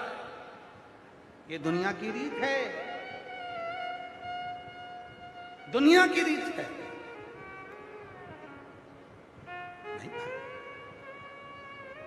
कोई नहीं आएगा, कोई नहीं देगा, तब अंत समय में एक ही देगा। अंत समय प्रभु, सब बोलो, सब बोलो। साथ देने वही आएगा, कर्जा मिटाने वही आएगा, दुख मिटाने वही आएगा, बीमारी मिटाने वही आएगा, तकलीफ मिटाने वही आएगा, तुम्हारे दुख की घड़ी में खड़ा वही मिलेगा। अंत समय प्रभु और वचन दिया तो निभाना पड़ेगा, और आए ना आए प्रभु कुटुंब कबीला, अंत समय प्रभु आना पड़ेगा। वो केवल अंत समय, तुम्हारी दुख की घड़ी में वही तो आकर खड़ा होगा।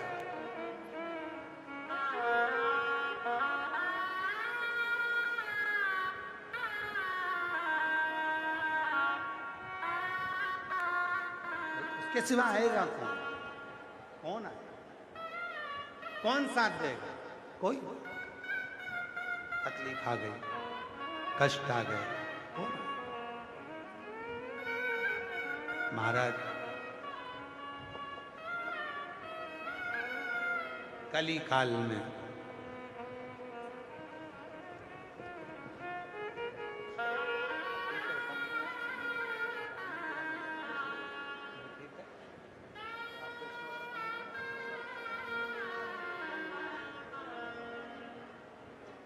भैया बोल रहे हैं, मेरी घरवाली ने शिवजी पे जल चढ़ा चढ़ा कर मुझे दिया, गले में गठान हो गई थी, डॉक्टर ने बहुत कुछ बोल दिया था, पर मेरी घरवाली ने शिवजी पर भरोसा करा और आपकी कथा पर भरोसा करा। गुरुजी आज मैं ठीक होकर खड़ा हूँ, पूरी रिपोर्ट नॉर्मल आ गई। एक बार जोरदार ताली बजा।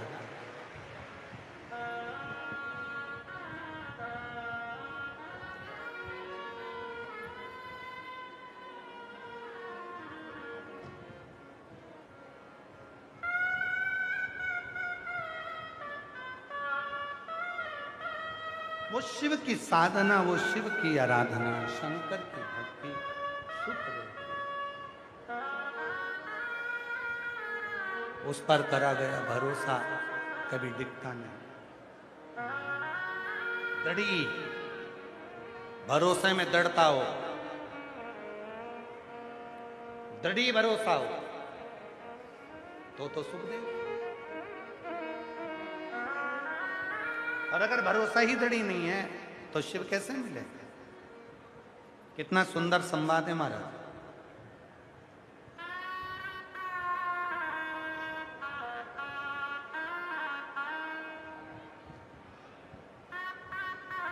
महाभारत आप लोगों के कुरुक्षेत्र में बहुत कथा होती है। आप लोगों में से कई लोग सुनने भी बहुत जाते हैं।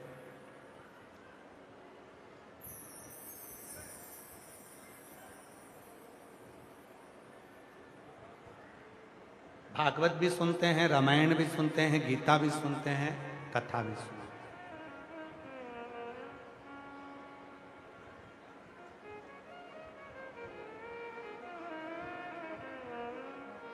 बेटी का फोटो दिखाया जा रहा है। फोटो दिखाया जा रहा है,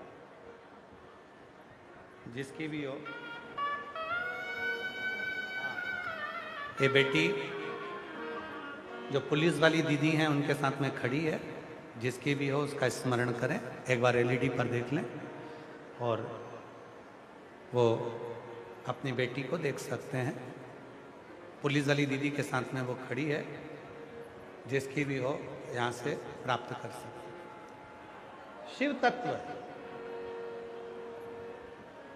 भगवान शंकर ओघड़ी है। शिव दयालु है, शिव दातार है। और वो भगवान शिव से जो कहा जाए, ब्रह्मा ब्रह्मलोक में, भगवान विष्णु वैकुंठ लोक में, और केवल मेरा शंकर, मेरा ओघड़दानी, मेरा शंभु मृत्यु लोक में, कैलाश पर, काशी में,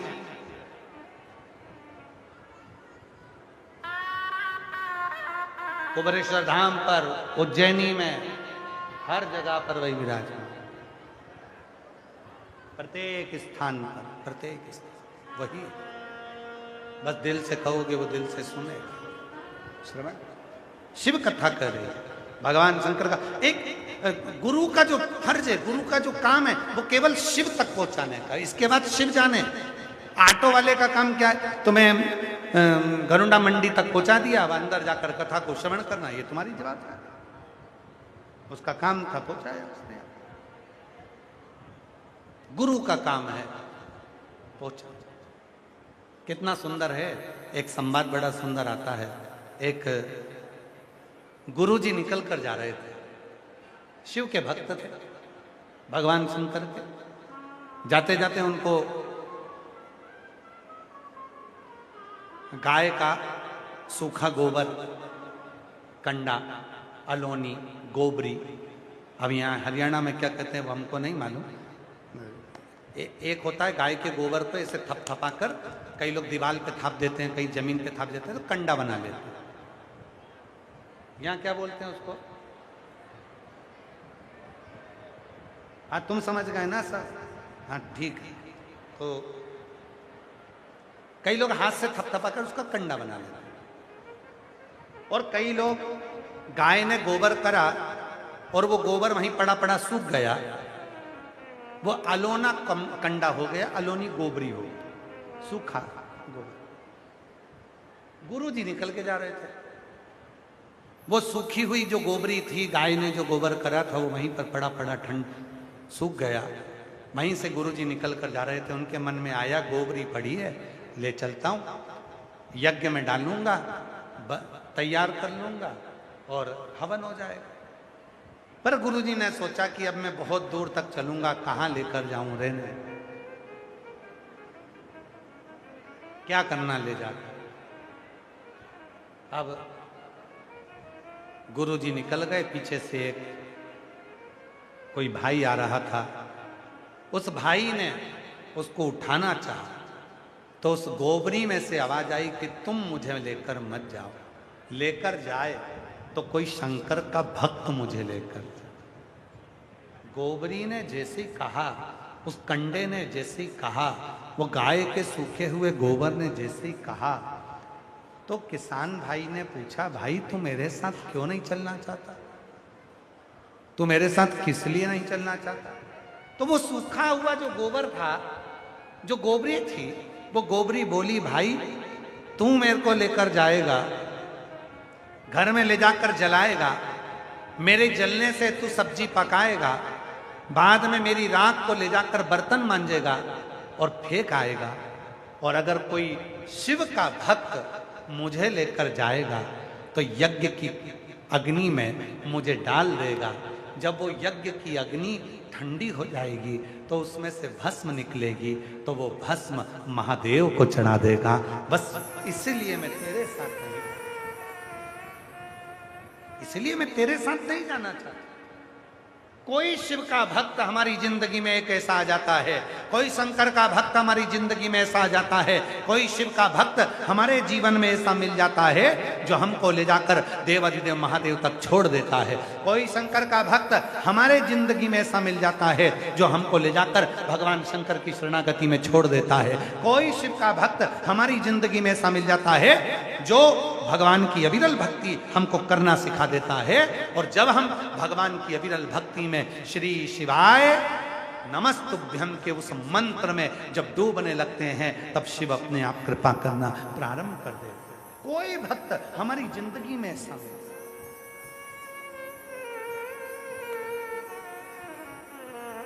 अभी हमारे शैलेंद्र जी एक लाइन गा रहे थे भजन की कि कलयुग में शिव युग आया है और गुरुदेव ये तुम्हारा रचाया है। पर हम उनसे कहेंगे कि उसको गुरुदेव ने नहीं रचाया है, उसको तो स्वयं महादेव ने रचाया है।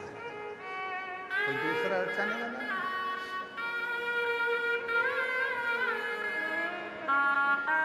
ये रचाने वाला कोई दूसरा नहीं, स्वयं शिव है। स्वयं सब कुछ दे देता है, क्या नहीं, क्या प्रदान नहीं करता।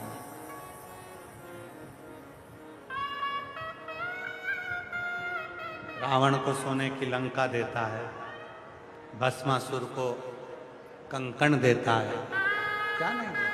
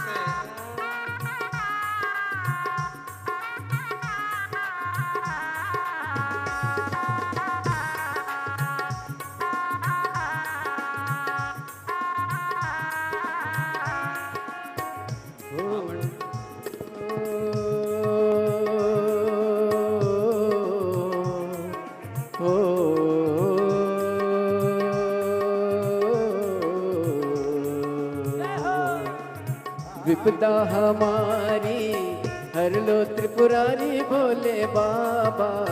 विपदा हमारी हर लो त्रिपुरारी भोले बाबा। मत्ते वाले रखे वाले, मत्ते वाले रखे वाले। बमा बम भोले शंकर, गले में नाग भयंकर। बमा बम भोले शंकर, गले में नाग भयंकर। विपदा हमारी हर लो त्रिपुरारी भोले बाबा। विपदा हमारी हर लो त्रिपुरारी भोले बाबा। मत्ते वाले रखे वाले, मत्ते वाले रखे वाले। बमा बम भोले शंकर, गले में नाग भयंकर। बमा बम भोले शंकर, गले में नाग भयंकर।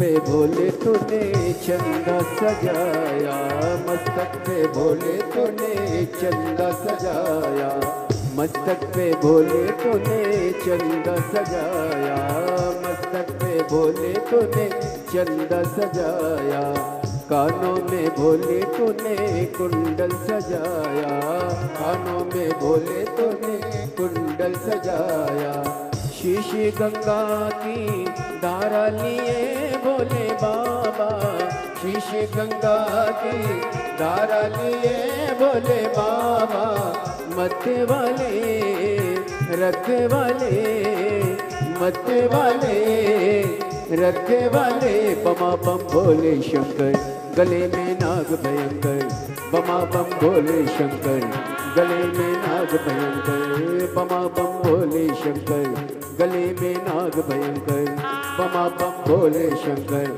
गले में नाग भयंकर।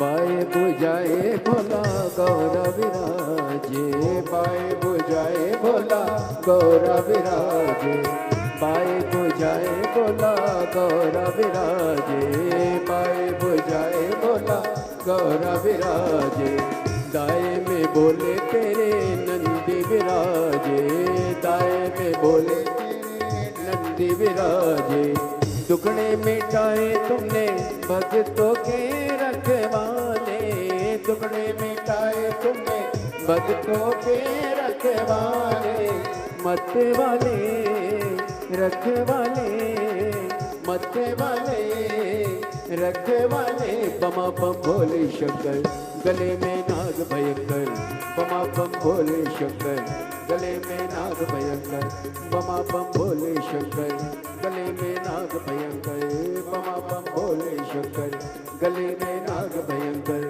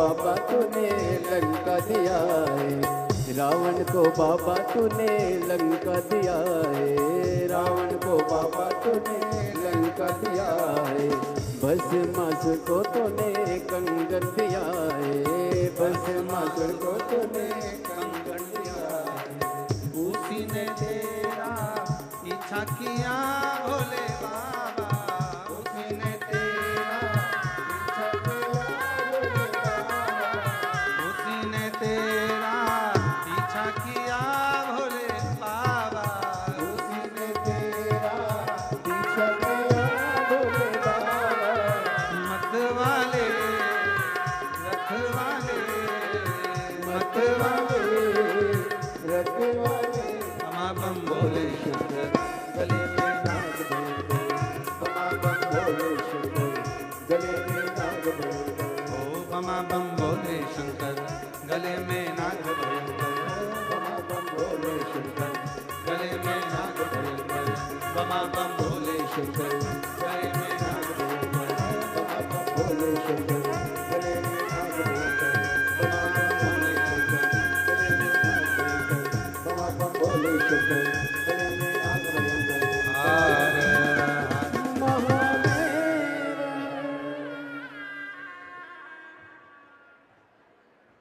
अपने स्थान पर बैठकर भगवान देवाधिदेव महादेव से अपने मन की बात करिए, प्रार्थना करिए, विनय करिए, विनती करिए, निवेदन करो।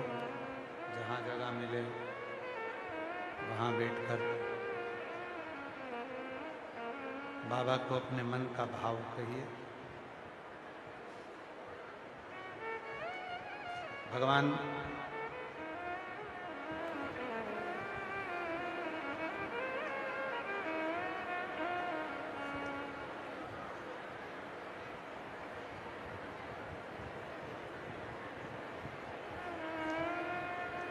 देवाधिदेव महादेव की ये पवित्र कथा भगवान शिव की कृपा से करेंगे, की उदारता से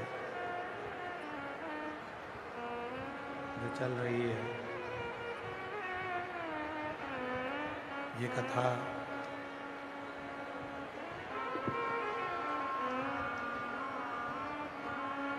सत्रह मई से 23 मई तक चल रही है।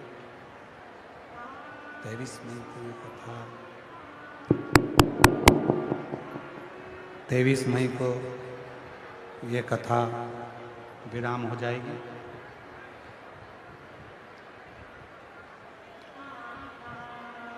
घरोंडा के नगर खेड़ा सुधार सभा घरोंडा अनाज मंडी में ये कथा चल रही है, हरियाणा की पवित्र भूमि पर। ये कथा 23 मई को विराम होगी, फिर 27 मई से 2 जून तक शिव महापुराण की कथा दोपहर में 2 बजे से 5 बजे तक गांव दुधनाल, तालुका उमरगा, जिला धाराशिव, महाराष्ट्र में शिव महापुराण की कथा रहेगी। उसके बाद में 18 से 24 जून तक दोपहर में 2 बजे से 5 बजे तक भटिंडा, पंजाब में शिव महापुराण की कथा रहेगी। ऐसे कथाओं के क्रम निरंतर रहेंगे।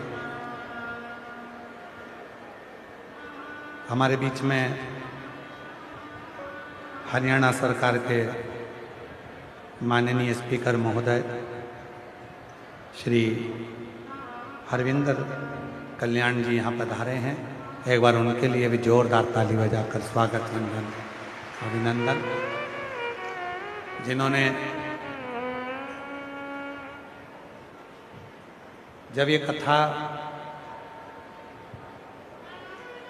मझधार में डोल रही थी उस समय पर हम घरोंडा के माननीय विधायक महोदय, माननीय स्पीकर महोदय, हरियाणा सरकार के श्री हरविंदर कल्याण जी को धन्यवाद देते हैं, जिन्होंने जब ये कथा कैंसिल हुई और सूचना मिली तो माननीय श्री हरविंदर कल्याण जी स्पीकर महोदय ने 36 कौम के साथ में बैठकर मीटिंग करी और सबको कहा कि चिंता मत करो, ये कथा बड़ी प्रबलता से होगी और अच्छे से होगी और सबका साथ इस कथा को आगे बढ़ा। मैं माननीय स्पीकर महोदय जी को बहुत बहुत साधुवाद देता हूँ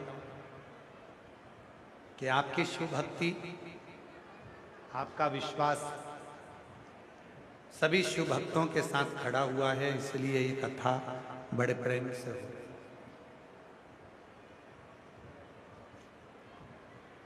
इतनी ऊंची पहुंच पर होने के बाद भी आप कथा में प्रथम दिन भी आए और आज भी कथा को श्रवण करने पहुंचे, उसके लिए आपको साधुवाद देता हूं।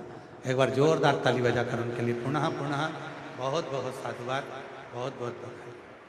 बड़े भाव से शिव जी को अपने मन का भाव कहेंगे, प्रेम से बाबा को अपने मन की बात कहें, विनय करें, निवेदन करें, विनती करें, हृदय से बाबा को अपने मन का भाव कहिए, हृदय से विनय करिए, निवेदन करिए।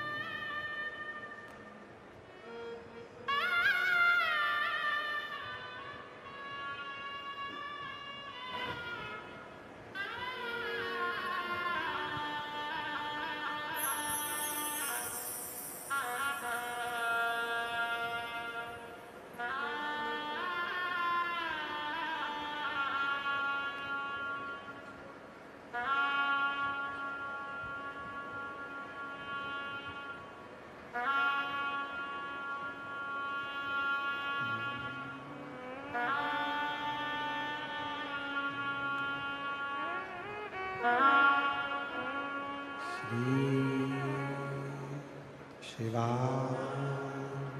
नमस्तुभ्यं श्री शिवा नमस्तुभ्यं श्री शिवा नमस्तुभ्यं श्री शिवा नमस्तुभ्यं श्री शिवा नमस्तुभ्यं भोला सब दुख काटो ओ भोला सब दुख काटो शिव शंकर जपो तेरी माला भोले बाबा जपो तेरी माला भोला सब दुख काटो ओ भोला सब दुख काटो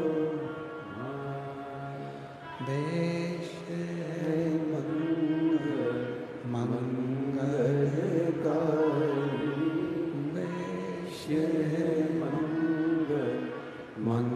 मंगलकारी शमशान वासी हमारा शमशान वासी हमारा ओ भोला सब दुख काटो हमारा ओ भोला सब दुख काटो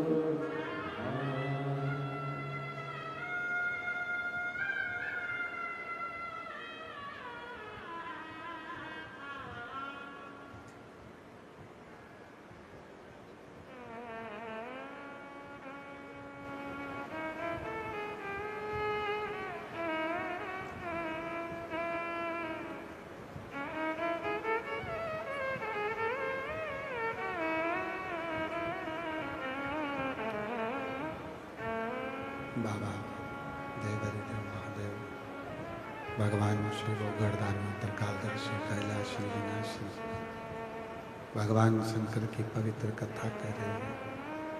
शिव महापुराण की कथा वर्णन कर रही है शिव तत्व का।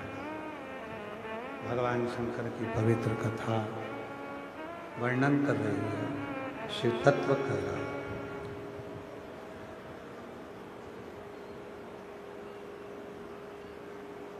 कोई शिव भक्त जीवन में मिले, वो शिव तत्व छोड़ दे।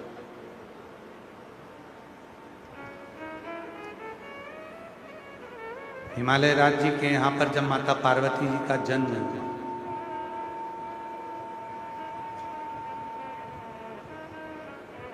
पार्वती माता का भाग्य देखकर देवऋषि नारद जी ने बता दिया कि इनका जीवन ऐसा रहे।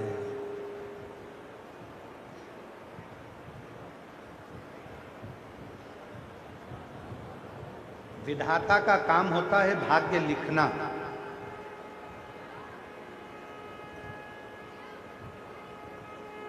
विधाता का काम है भाग्य को लिखना, पर उस भाग्य को बदलने की जवाबदारी केवल एक की होती है, वो देवाधिदेव महादेव की होती है।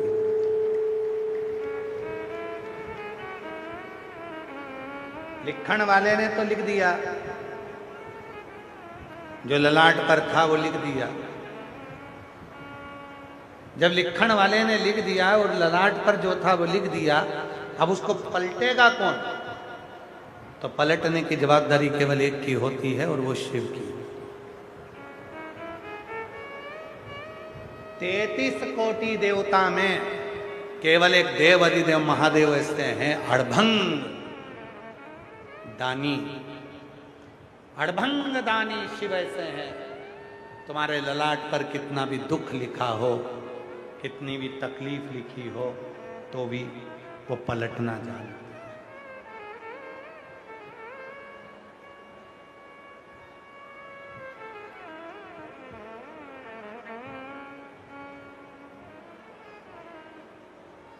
उसको मालूम है तुम्हें क्या चाहिए, क्यों आए हो।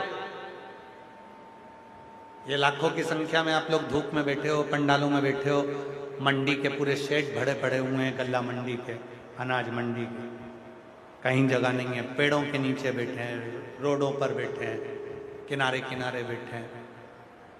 उसको मालूम है क्यों आया है, किस लिए आया है, क्या चाहिए तुझको, उसको मालूम। और बड़ी आस लेकर आया, खाली नहीं भेजते। कितने दिन बच्चे हैं कथा की? आप जम के बोलो जरा, जम के। 3 दिन।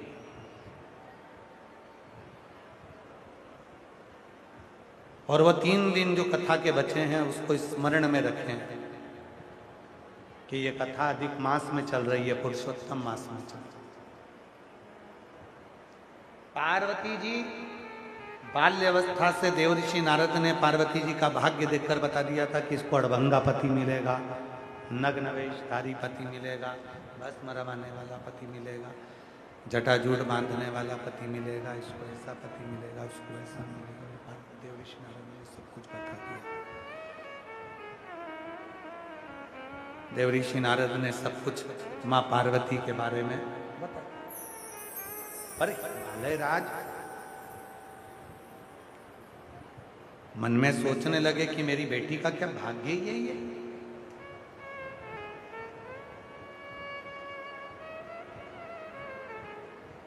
अभी हमने एक कथा थी रांची झारखंड में, तो उसमें एक बात कही थी, कितनी भी अखबार में राशि देख लो, कितनी भी पंचांग में राशि देख लो, और चाहे कितनी भी टीवी पर राशि सुन लो, ये राशि असर और बेअसर तब तक करती है जब तक तुम कोई कर्म नहीं करते। और जिस दिन तुमने अपना कर्म करना प्रारंभ कर दिया, लगन से आगे बढ़ना प्रारंभ कर दिया, तो राशि भी तुम्हारे अनुकूल चलना प्रारंभ हो जाती है कि तुम जैसा चलो। अब व्यक्ति कर्म तो करता नहीं और सोचता है कि मेरी पत्रिका में तो ये दुख लिखा है, मैं क्या करूं, मुझे ये तकलीफ लिखी है, मुझे ये कष्ट लिखा है, मुझे ये परेशानी लिखी है, मुझे ये कष्ट लिखा है। पलटे, पलट।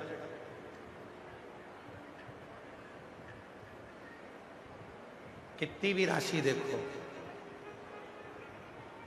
शादी के पहले पहले राशि देख लो, बाद में तो पत्नी का मुंह ही देखना और उसका मुंह देखकर पहचानना है कि आज तुम्हारी राशि अच्छी है कि नहीं है। अगर उसका मुंह भगोने जैसा है तो समझ जाना आज तेरी राशि बिगड़ गई। और पत्नी का मुख अगर ठीक है, हंस रही है, मुस्कुरा रही है, सबसे प्रेम से बात कर रही, तो समझ लेना आज तेरी राशि पर भगवान की कृपा हो गई।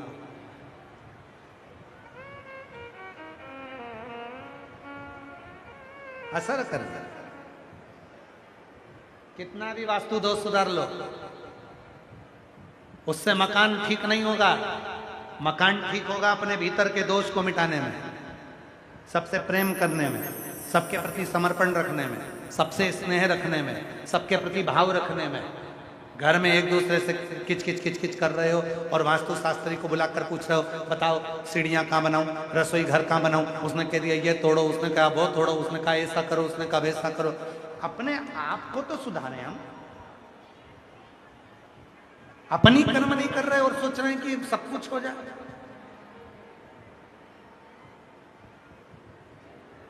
अपनी मेहनत को जब 4 गुना व्यक्ति करता है, अपने कर्म को जब व्यक्ति 4 गुना करता है, तब उसको सुख की अनुभूति होती है। देव ऋषि नारद जी ने पार्वती जी का भाग्य बता दिया और देव ऋषि नारद जी ने पार्वती जी का भाग्य बताकर गला पकड़ लिया।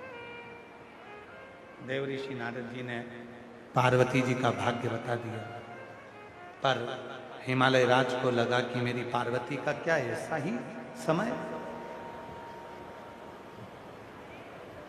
क्या केवल यही समय, यही भाग्य।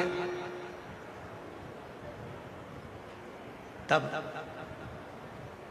हिमालय राज के सामने देव ऋषि नारद जी ने कहा कि पार्वती के भाग्य को तो मैंने बताया, पर यदि ये पार्वती शिव की साधना करेगी तो वो भाग्य पलट भी सकता है। शिव की साधना से भाग्य पलट जाए। आपको मालूम होगा, शिव जी को 2 चीजें ऐसी चढ़ाई जाती है जब व्यक्ति की ग्रह दशा बेकार चलती है, जब व्यक्ति को यश नहीं मिलता है, जब व्यक्ति को सम्मान नहीं मिलता है, व्यक्ति एक ही जगह अटक कर रह जाता है, उसको सफलता नहीं मिलती है, जब व्यक्ति को बार बार अपयश मिलता है, जब व्यक्ति को बार बार टेंशन आता है, वो डिप्रेशन में पड़ा रहता है, चिंता में पड़ा रहता है, तो शिव जी को केवल 2 चीजें ऐसी चढ़ती है जो हमारे भीतर के क्लेशों को, अशांति को, दुख को, तकलीफ को, कष्ट को हमारे भीतर से निकालता है। एक है धतूरा और दूसरे नंबर पर है समी का पत्र। एक धतूरा और दूसरे नंबर पर समी का पत्र। ये जो समी का पत्र होता है, समी का जो पत्ता होता है, इस पत्र में इतनी प्रबलता होती है समी के अंदर कि जैसे कहते हैं समी की जो लकड़ी होती है, अगर वो आगी में डाली जाती है तो वो समी की लकड़ी आगी में लंबे समय तक चलती है, उसकी आग बुझती नहीं है। सारी लकड़ियों की आग जल्दी बुझ जाती है, पर समी की लकड़ी की आग लंबे समय तक चलती है। उसी तरह एक समी का पत्र, जब हमारे भीतर बहुत क्लेश होता है, अशांति होती है, टेंशन होता है, डिप्रेशन होता है, जब मन में अशांति होती है, चिंता होती है, व्याधि आती हैं, तो एक शमी का पत्र जब हम भगवान देवाधिदेव महादेव को समर्पित करना चालू कर देते हैं, तो हमारे भीतर की जो भी तकलीफें हैं, कष्ट हैं, बीमारियां हैं, रोग है, ये सब धीरे धीरे कटना प्रारंभ हो जाता है। एक शमी के पत्र में वो बल होता, एक धतूरे में वो बल होता, एक धतूरे में और शमी के पत्र में वो प्रबलता।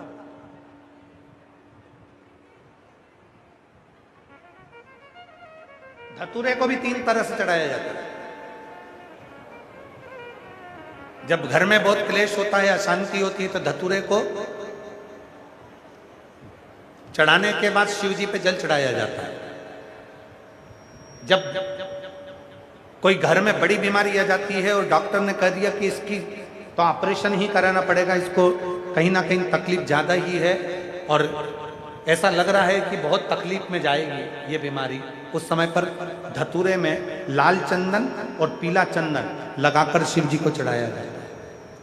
और तीसरे नंबर पर जब घर के लोग सब अलग अलग दिशा में जाने लगे, ना ये हमारी सुने ना वो हमारी सुने, सब अलग अलग दिशा में भाग रहे हैं, तब धतूरे के साथ 5 काली तिल को डालकर धतूरे पर शिव को समर्पित करना प्रारंभ किया जाता है, तो सब ठीक होना प्रारंभ। 3 क्रम धतूरे, 3 क्रम धतूरे।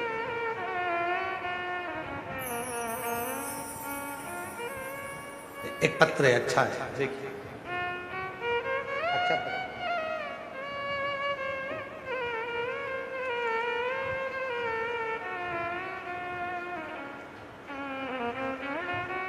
मेरा नाम कोमल सैनी है, मेरे पति का नाम नीरज कुमार सैनी है।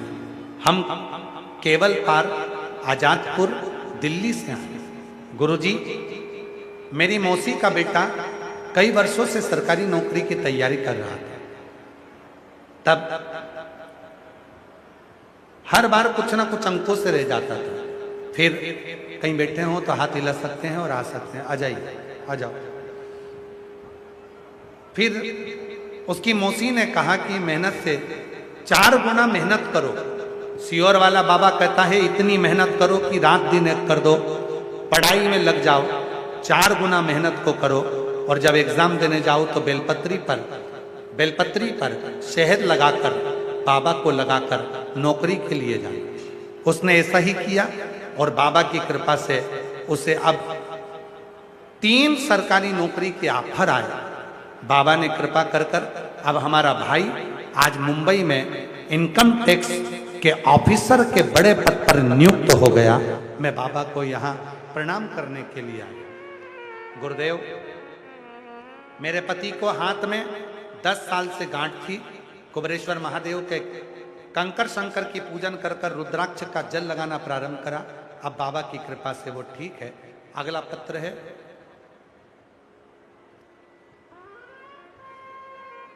मेरा नाम जागृति, मेरे पति का नाम राजकुमार है। मेरा गांव का नाम बेहन और जिला का नाम पंचकूला की रहने वाली हूँ। मेरा मोबाइल नंबर ये है। बाबा की कृपा का क्या वर्णन करूं गुरुदेव। मेरे बेटे को 2010 से दौरे आते हैं, वो चक्कर खाकर नीचे गिर जाता है। ऐसा कोई डॉक्टर नहीं बचा जिसका हमने इलाज नहीं करवाया, पर उसके दौरे आना बंद नहीं हुए। दौरे 2010 से चालू हैं, वो बंद नहीं हो रहे थे। तब किसी बहन जी के कहने पर आपकी कथा सुनना प्रारंभ करी और मेरे बेटे को शिवजी पे चढ़े हुए जल को पिलाना प्रारंभ करा। आज बाबा की कृपा से शिव ने ऐसी कृपा कर दी कि 5 साल हो गए, 5 साल में एक भी दौरा नहीं आया और बाबा की कृपा से आज वो ठीक है। मैं बाबा को यहाँ प्रणाम करने के लिए आई हूँ। अगला पत्र है,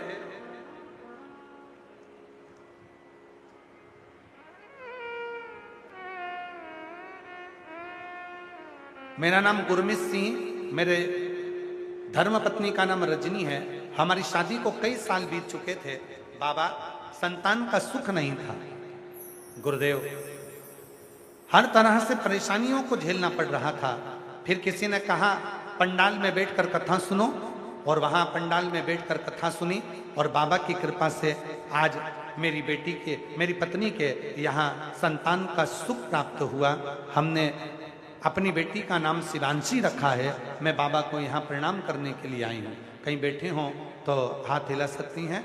अगला पत्र है, गुरुजी, मेरा नाम राखी, पति का नाम अमित, पाठक, सहारनपुर के रहने वाली हैं। हमारा मोबाइल नंबर ये है। भोले बाबा की महिमा का क्या वर्णन करूं। बाबा, मेरी शादी को 12 साल हो गए थे।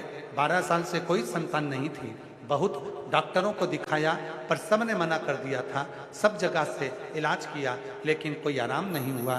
फिर एक दिन मुझे आपकी कथा के बारे में पता चला और फिर टीवी के सामने 2022 में पंचायत शिव महापुराण की कथा सुनी।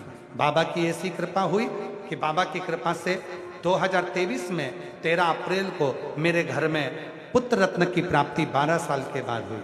गुरुदेव, मेरे देवर सरकारी नौकरी के लिए अप्लाई कर रहे थे पर उनकी सरकारी नौकरी नहीं लग पा रही थी। तब उन्होंने बेलपत्री पर शहद वाला प्रयोग और आपके कहने पर मेहनत को 4 गुना करा। आज मेरे देवर की इंडियन रेलवे में उच्च पद पर नौकरी लग गई है। मैं बाबा को यहाँ प्रणाम करने के लिए आई शिव को। और जो जैसी भावना वो वैसा ही फल नहीं, खाली उसे लौटा वो मन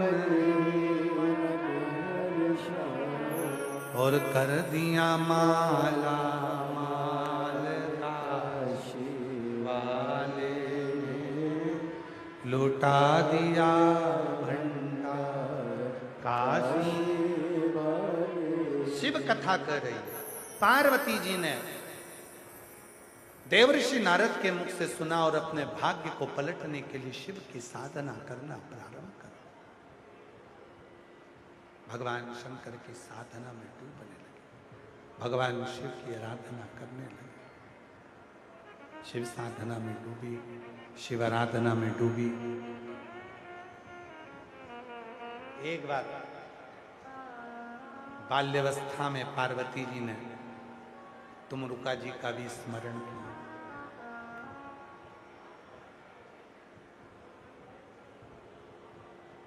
जब मन भटकता है तो तुमरुकेश्वर महादेव का नाम एक ऐसा नाम है जो मन को केंद्रित करता है। पार्वती जी को जब एक बार लगा कि मैं इतना तप साधना कर रही हूं उसके बाद भी देवाधिदेव महादेव प्रसन्न नहीं हो रहा है, तब तुमरुका जी का स्मरण, शिव की भक्ति को दृढ़ करा और ऐसी भक्ति दृढ़ी करी, बाबा की कृपा से पार्वती जी को शिव का दर्शन हो गया और पार्वती जी भगवान शंकर की अर्धांगिनी। शिव गौरी शंकर, भगवान शंकर गौरी शंकर के रूप में विराजित। आगे वर्णन आया, माँ जगत जननी जगदम्बा अम्बा पार्वती माता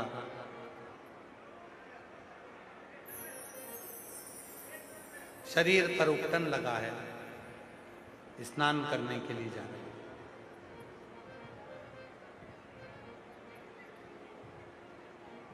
उपटन का पुतला बनाया गया, पार्वती जी ने उसमें प्राण दे दिए। एक बालक ने जन्म ले लिया जिसका नाम विनायक।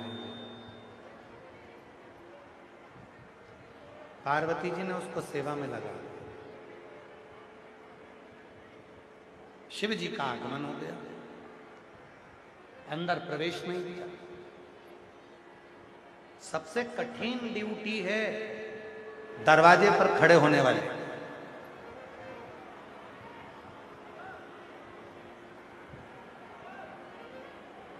ना जाने कितने लोगों से भिड़त होती रहती है दरवाजे पे जो खड़े होते हैं उनकी। भगवान गणेश जी की हुई अपने पिताजी से, शंकर जी से,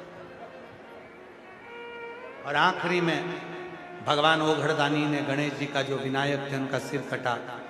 पार्वती मैया को क्रोध आया और माँ जगत जननी जगदम्बा अम्बा पार्वती जी शिव जी से प्रार्थना कर कर भगवान विनायक का सिर जुड़वाती हैं। हाथी का सिर लगता है, भगवान श्री गणेश जी महाराज का प्रागट्य होता है। बोल गणेश जी महाराज की। भगवान श्री गणेश जी महाराज पधार रहे हैं, जोरदार ताली बजाकर स्वागत करें। वंदन और बड़े भाव से आनंद से बोल गणेश जी महाराज की। सुंदर वंदन और बड़े भाव से आनंद से बोल गणेश जी महाराज की। सुंदर आनंद से आज कथा का चतुर्थ दिवस यहाँ विराम लेता है।